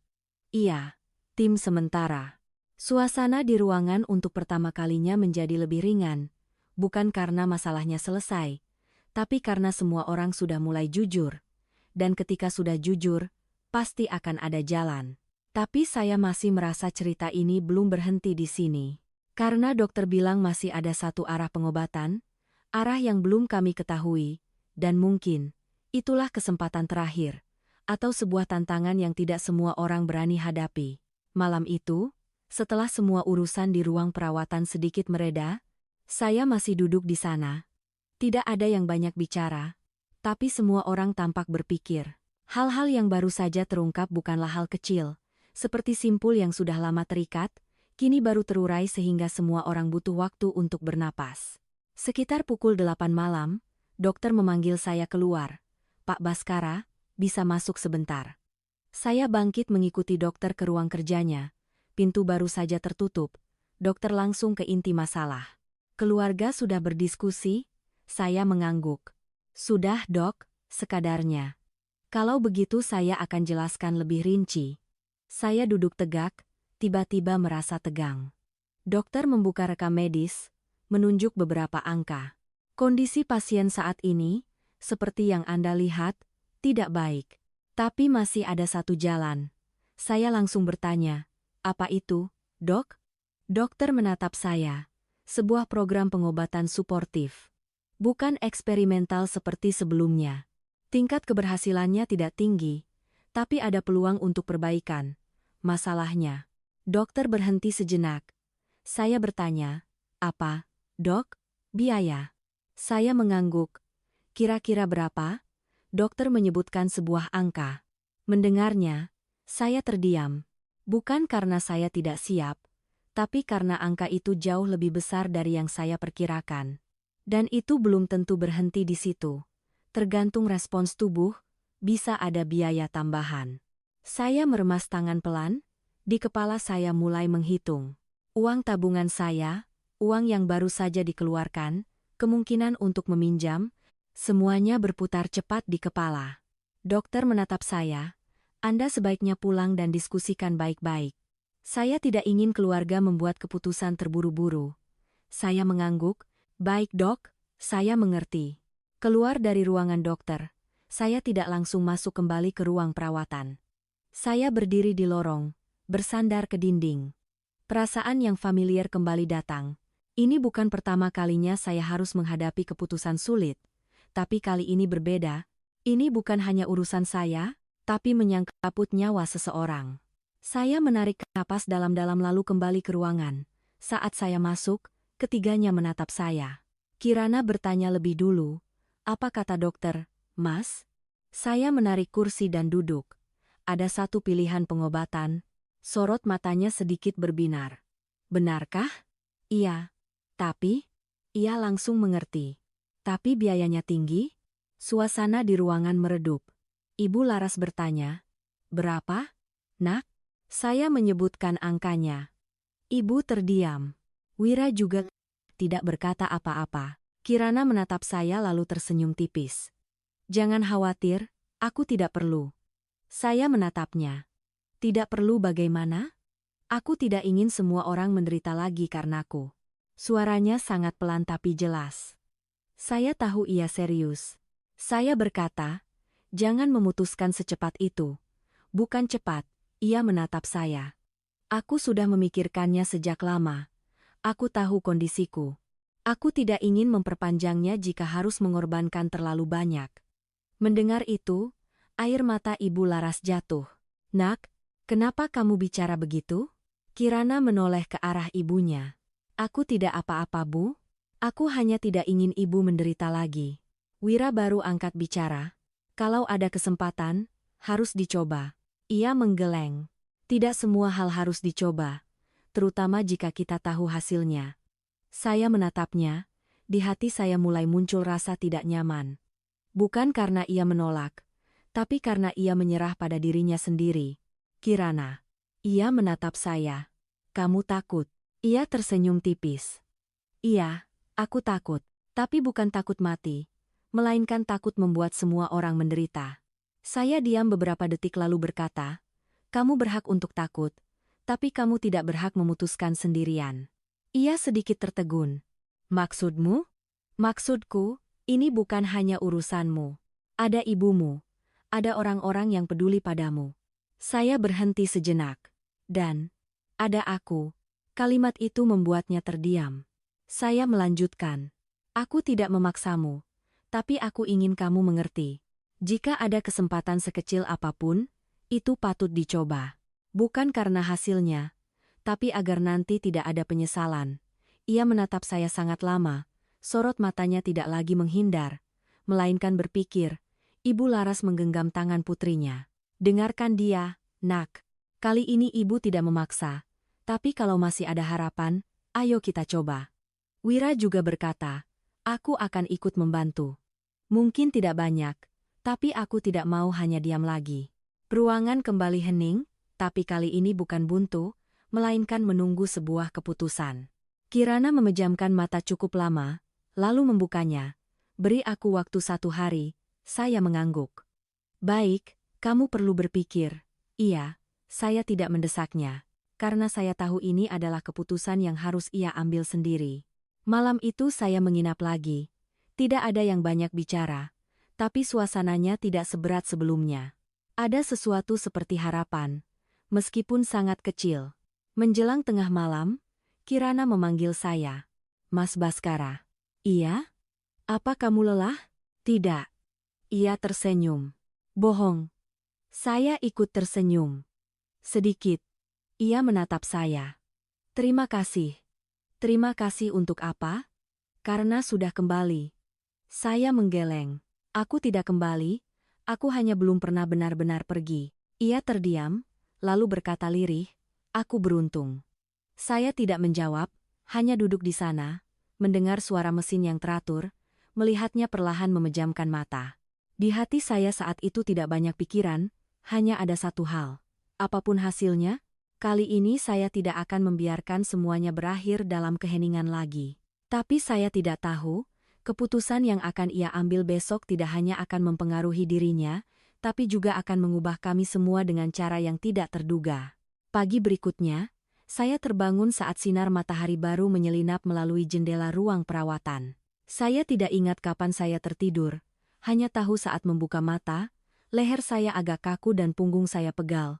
Tetapi di hati ada perasaan menanti. Saya menoleh ke arah Kirana. Ia sudah bangun entah sejak kapan, terbaring diam, matanya menatap langit-langit. Bukan tatapan lelah seperti hari-hari sebelumnya, melainkan tatapan seseorang yang sedang berpikir. Saya duduk, bertanya pelan, "Sudah lama bangun?" Ia menoleh ke arah saya. "Baru saja." Saya mengangguk. "Bisa tidur?" Sebentar. Lalu ia bertanya, "Kamu bisa tidur?" Saya tersenyum. "Tidurku lebih nyenyak darimu." Ia juga tersenyum tapi tidak berkata apa-apa lagi. Suasana pagi itu tenang. Ibu Laras belum datang, mungkin sedang membeli sarapan. Wira tidak menginap, tapi semalam sebelum pulang, ia bilang akan kembali pagi ini. Saya menatap Kirana, tahu bahwa hari ini adalah hari ia akan membuat keputusan, tapi saya tidak bertanya karena tidak ingin menekannya. Beberapa saat kemudian, ia sendiri yang memulai. "Mas Baskara." "Iya, aku sudah memikirkannya." Jantung saya berdebar pelan. Saya duduk lebih tegak, katakanlah. Ia menatap saya, sorot matanya sangat jernih. "Aku akan menjalani pengobatan." Saya tidak langsung berkata apa-apa, hanya menatapnya. Bukan karena terkejut, tapi karena saya melihat di matanya ada sesuatu yang kemarin belum ada. Tekad. "Kamu yakin?" Ia mengangguk. "Iya. Bukan karena aku takut mati, juga bukan karena aku berharap terlalu banyak. Hanya saja, aku tidak ingin menyerah selagi masih ada kesempatan." Kalimat itu membuat saya menghela napas lega. Bukan karena terlalu senang, tapi karena merasa tenang. Setidaknya ia tidak lagi menutup diri. Saya tersenyum. "Itu bagus." Ia menatap saya. "Tapi aku punya syarat." Saya sedikit heran. "Syarat apa?" "Aku tidak ingin kamu menanggung semuanya sendirian." Belum sempat saya bicara, ia melanjutkan. "Aku tahu kamu bisa menanggung sebagian besar biayanya, tapi aku tidak mau. Aku ingin kita semua berbagi." Saya menatapnya, di hati saya terasa sedikit hangat. "Maksudmu Ibu, Mas Wira, dan juga kamu?" Saya tertawa. "Kamu bisa bantu apa?" Ia juga tersenyum. "Aku bantu dengan semangat untuk tidak menyerah lagi." Kalimat itu ringan, tapi bagi saya sudah cukup. Tepat saat itu, pintu ruangan terbuka. Ibu Laras masuk membawa sekantong makanan. "Sudah pada bangun?" Melihat suasana di ruangan berbeda, ia langsung bertanya, "Kenapa? Ada apa?" Kirana menatap ibunya. "Aku sudah memutuskan, Bu." "Memutuskan apa?" "Aku akan berobat." Ibu Laras berdiri kaku. Beberapa detik kemudian, air matanya jatuh. "Benarkah, Nak?" "Iya, Bu." Ibu mendekat, menggenggam tangan putrinya. "Syukurlah." Suaranya bergetar. Bukan karena takut, tapi karena ada harapan. Saat itu juga, Wira masuk. Mungkin ia sudah berdiri di luar beberapa saat. Melihat kami bertiga menatapnya, ia sedikit ragu. "Maaf, apa aku boleh masuk?" Saya berkata, "Masuk saja, Mas." Ia melangkah masuk, menatap Kirana. "Kamu sudah memutuskan?" Ia mengangguk. "Iya." Wira tidak langsung berkata apa-apa, hanya berdiri di sana lalu mengangguk. "Kalau begitu, aku akan membantu." Bukan kalimat yang lantang, tapi sangat mantap. Saya menatapnya. Di hati saya tidak ada lagi perasaan tidak nyaman seperti sebelumnya. Hanya melihat seseorang yang mencoba memperbaiki apa yang telah ia tinggalkan. Saya berkata, "Kalau begitu, kita lakukan bersama." Ketiganya saling memandang, tidak ada yang bicara lagi, tapi ada kesepakatan yang sangat jelas. Pagi itu saya pergi mengurus administrasi pendaftaran pengobatan. Naik turun, tanda tangan, membayar, mendengarkan konsultasi. Lelah, tapi tidak terasa berat, karena kali ini saya tidak sendirian. Ibu Laras tinggal merawat Kirana. Wira berinisiatif mengurus beberapa hal kecil seperti membeli obat dan mencari informasi. Saya melihatnya melakukan hal-hal itu. Tidak banyak bicara tapi sangat teliti. Seorang pria yang pernah punya banyak uang, kini melakukan hal-hal kecil seperti itu bukan karena terpaksa, tapi karena ingin. Siang harinya saat saya kembali, Kirana sedang makan bubur. Makannya pelan, tapi habis semangkuk. Saya duduk dan tersenyum. Hari ini makannya hebat. Ia tersenyum. Harus makan biar punya tenaga. Saya mengangguk, benar. Suasana di ruangan benar-benar berbeda dari kemarin. Tidak lagi berat, tapi ada tujuan. Sore itu, dokter memulai pengobatan. Langkah-langkah awal tidak ada yang terlalu istimewa, tapi semua orang paham ini adalah perjalanan panjang. Malamnya, saat semua sudah tenang, saya duduk di lorong. Wira keluar dan duduk di samping saya. Cukup lama ia baru berkata, "Terima kasih." Saya menoleh. Untuk apa?" "Karena sudah membawaku kembali." Saya menggeleng. "Bukan aku. Kamu sendiri yang kembali." Ia terdiam lalu berkata, "Aku tidak yakin bisa menebus apapun. Aku juga tidak berpikir sampai ke sana. Aku hanya tidak ingin pergi lagi." Saya menatapnya. Itu sudah cukup. Kami berdua duduk di sana tidak banyak bicara, tapi saling mengerti. Di hati saya saat itu tidak ada lagi masa lalu, tidak ada lagi soal siapa benar siapa salah, melainkan saat ini dan apa yang sedang terjadi. Tapi saya tahu perjalanan ini tidak akan mudah. Dan yang terpenting bukanlah memulainya, tapi apakah bisa berjalan sampai akhir. Dan saya punya firasat, hari-hari ke depan akan menjadi ujian yang sesungguhnya, bukan hanya untuk Kirana, tapi untuk kami semua yang telah memilih untuk tinggal. Hari-hari berikutnya berlalu, tidak cepat, tidak juga lambat, melainkan jenis waktu yang membuat orang selalu was-was. Setiap pagi membuka mata, hal pertama yang saya lakukan bukan lagi melihat jam atau memikirkan apa yang harus dilakukan hari ini, melainkan menoleh ke arah Kirana untuk melihat kondisinya. Ada hari di mana ia tidur nyenyak, wajahnya terlihat lebih tenang, dan hati saya ikut merasa lega. Tapi ada juga hari di mana baru membuka mata, saya sudah melihatnya meringis kesakitan, napasnya terengah-engah, dan jantung saya kembali sesak. Pengobatan bukanlah hal sederhana, bukan berarti ada obat lalu semua selesai. Ada hari-hari di mana ia begitu lelah sampai tidak sanggup bicara sepatah kata pun, hanya berbaring diam, mata terpejam, tangannya mendingin. Di saat seperti itu, saya hanya bisa duduk di sampingnya menggenggam tangannya, tidak berani banyak bicara, takut membuatnya semakin lelah. Ada hari di mana saat sedang mengobrol biasa, tiba-tiba ia merasa mual, harus duduk, batuk sampai wajahnya memerah. Ibu Laras berdiri di sampingnya dengan tangan gemetar, bingung harus melakukan apa dulu, sementara Wira bergegas mengambil air dan handuk, tanpa berkata apa-apa. Momen-momen seperti itulah yang membuat saya sadar, merawat orang sakit bukan hanya soal perasaan atau kewajiban, melainkan soal kesabaran dan juga daya tahan. Kadang saya juga lelah, bukan lelah fisik, tapi lelah batin. Melihat orang di depan saya melemah dari hari ke hari, sementara saya tidak bisa berbuat apa-apa selain menemaninya. Tapi anehnya, semakin lelah, saya semakin tidak ingin pergi. Mungkin karena saya tahu, jika saya pergi, saya akan menyesal. Suatu sore, setelah menyelesaikan satu sesi pengobatan, Kirana berbaring diam, mata terpejam, napasnya lebih teratur dari beberapa hari sebelumnya. Dokter keluar dan berkata pada saya, ada tanda-tanda respons. Saya langsung bertanya, artinya membaik, "Dok?" "Belum bisa dipastikan, tapi setidaknya tidak memburuk." Jawaban itu terdengar biasa, tapi bagi saya saat itu seperti seberkas cahaya. Tidak besar, tapi cukup untuk menjadi pegangan. Saya kembali ke ruangan, menatap Kirana. Ia membuka mata, melihat saya, lalu tersenyum tipis. "Apa kata dokter, Mas?" "Baik, benarkah?" "Iya." Ia memejamkan mata, menghela napas panjang. "Berarti masih ada harapan?" Saya mengangguk. "Iya." Ibu Laras yang berdiri di samping mendengar itu, memalingkan wajah untuk menyeka air mata. Bukan karena sedih, tapi karena lega. Suatu malam, saat saya sedang duduk di lorong, Wira kembali menghampiri. Kali ini ia yang memulai pembicaraan. "Aku sudah menjual bengkel itu." Saya menoleh. "Sudah dijual?" "Iya. Aku tidak punya banyak barang lagi untuk dijual. Tapi ini yang paling berharga." Saya terdiam. "Anda tidak menyesal?" Ia tersenyum tipis. "Menyesal? Tentu saja. Tapi ada hal-hal yang jika dipertahankan pun sudah tidak ada artinya lagi."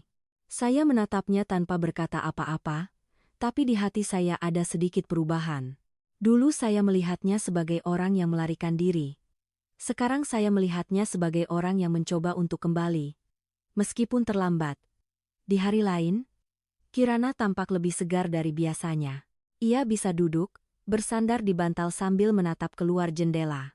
Sinar matahari sore menerpa wajahnya, membuatnya sedikit lebih cerah. Ia memanggil, Mas Baskara. Iya, sini. Saya mendekat. Aku merasa hari ini berbeda. Berbeda bagaimana? Lebih ringan. Saya tersenyum. Itu bagus. Ia menatap saya. Apa kamu merasakannya? Merasakan apa? Kita seperti kembali ke masa lalu. Saya sedikit tertegun. Maksudmu? Bukan sebagai suami istri, tapi seperti keluarga. Saya terdiam. Kalimat itu sangat benar, tapi juga sulit diberi nama. Aku merasa itu sudah cukup, kata saya. Ia mengangguk. Aku juga. Lalu ia menoleh ke arah Ibu Laras yang sedang mengupas buah. Ibu. Iya, nak? Ibu jangan ke pasar lagi, ya? Ibu Laras berhenti. Kalau tidak ke pasar, uang dari mana? Ia tersenyum. Ada Mas Baskara, ada Mas Wira. Aku tidak ingin ibu kembali ke tempat itu lagi. Ibu Laras terdiam, lalu mengangguk. Iya, ibu tidak akan ke sana lagi. Suaranya kecil tapi mantap.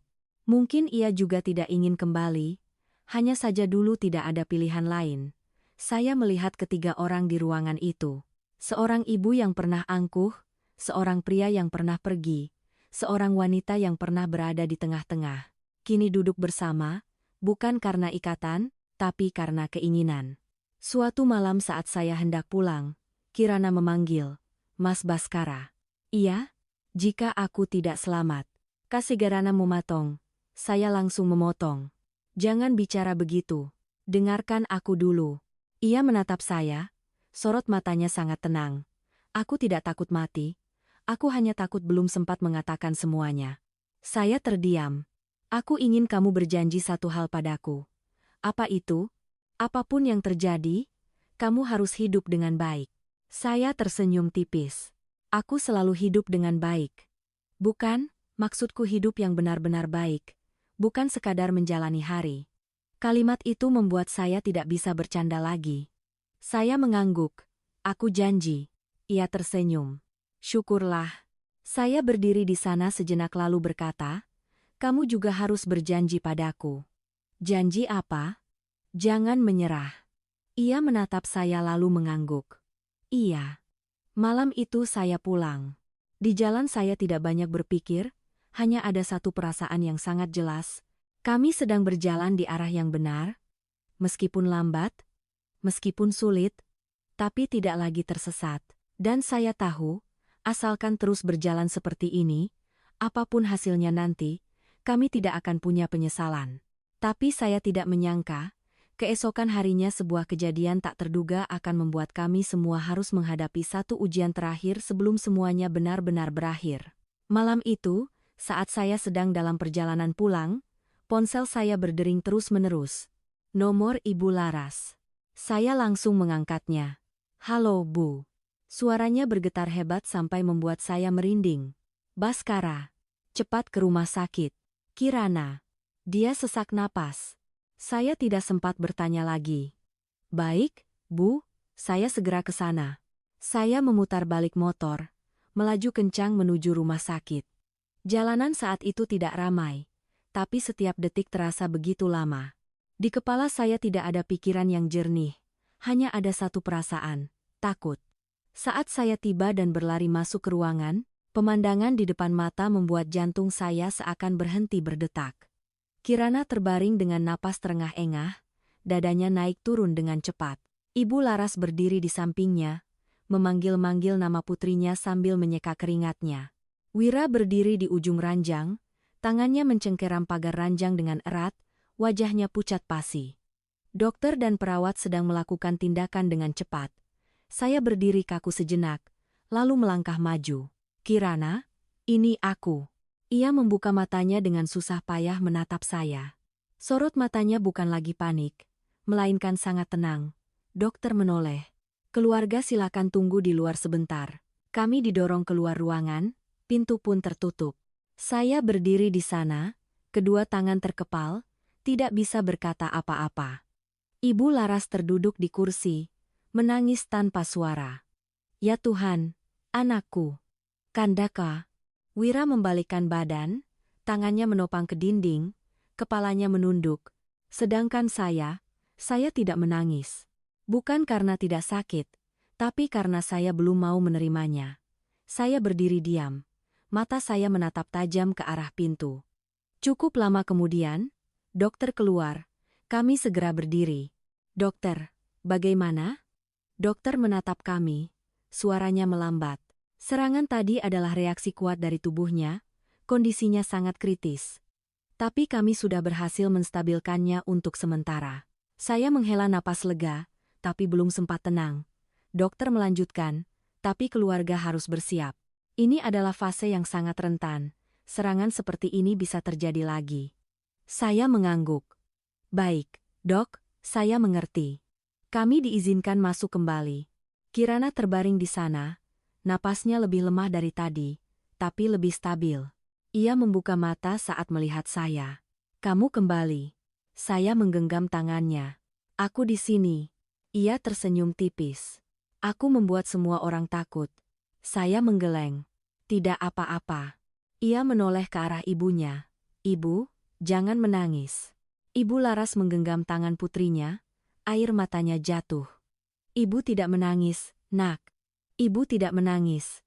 Tapi suaranya tidak bisa berbohong. Ia menoleh ke arah Wira. "Mas." "Ayah." Wira mendekat. "Aku di sini." "Jangan berdiri jauh-jauh begitu." Wira tertegun sejenak, lalu melangkah lebih dekat. Kali ini tidak ada lagi jarak. Ia memandangi kami bertiga, sorot matanya sangat jernih. Aku tidak tahu berapa banyak waktu yang tersisa, tapi aku merasa cukup. Saya meremas tangannya. "Jangan bicara begitu." Ia menggeleng. Bukan menyerah, tapi menerima. Ruangan kembali hening. Tidak ada yang memotong. Karena semua orang tahu, ia sedang mengatakan hal yang paling jujur. Dulu aku selalu berpikir harus mempertahankan, harus berpegang erat. Tapi sekarang aku sadar, ada hal-hal yang jika dilepaskan justru terasa lebih ringan. Ia menatap saya. "Mas Baskara." "Iya, terima kasih sudah kembali." Saya tidak berkata apa-apa, hanya menggenggam tangannya lebih erat. Ia menatap Wira. "Terima kasih karena tidak berpaling lagi." Wira menunduk. "Aku minta maaf." "Tidak perlu." Ia tersenyum. "Kita semua sudah melakukan apa yang kita bisa." Ia menatap ibunya. "Ibu." "Iya, nak. Hiduplah dengan tenang ya, Bu. Jangan pikirkan aku menderita. Aku tidak menderita." Ibu Laras menangis terseduh-seduh. Tapi kali ini bukan karena putus asa, melainkan karena mengerti. Saya menatap Kirana. Saat itu saya tidak lagi melihatnya sebagai orang sakit, melainkan sebagai seseorang yang telah melalui segalanya dan kini berada dalam kedamaian. Hari-hari berikutnya tidak ada lagi serangan hebat seperti hari itu. Tapi Kirana semakin lemah, sangat jelas. Ia lebih banyak tidur, lebih sedikit bicara. Tapi setiap kali sadar, ia selalu tersenyum, senyum yang tulus. Suatu pagi, saat sinar matahari baru masuk ke ruangan, saya duduk di sampingnya menggenggam tangannya. Ia membuka mata menatap saya, lalu berkata sangat pelan, "Jangan sedih, ya." Saya mengangguk. "Iya." Ia memejamkan mata, dan tidak membukanya lagi.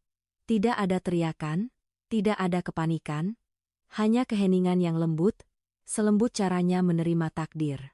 Ibu Laras memeluk putrinya, menangis, tapi tidak lagi meraung-raung, hanya memeluk.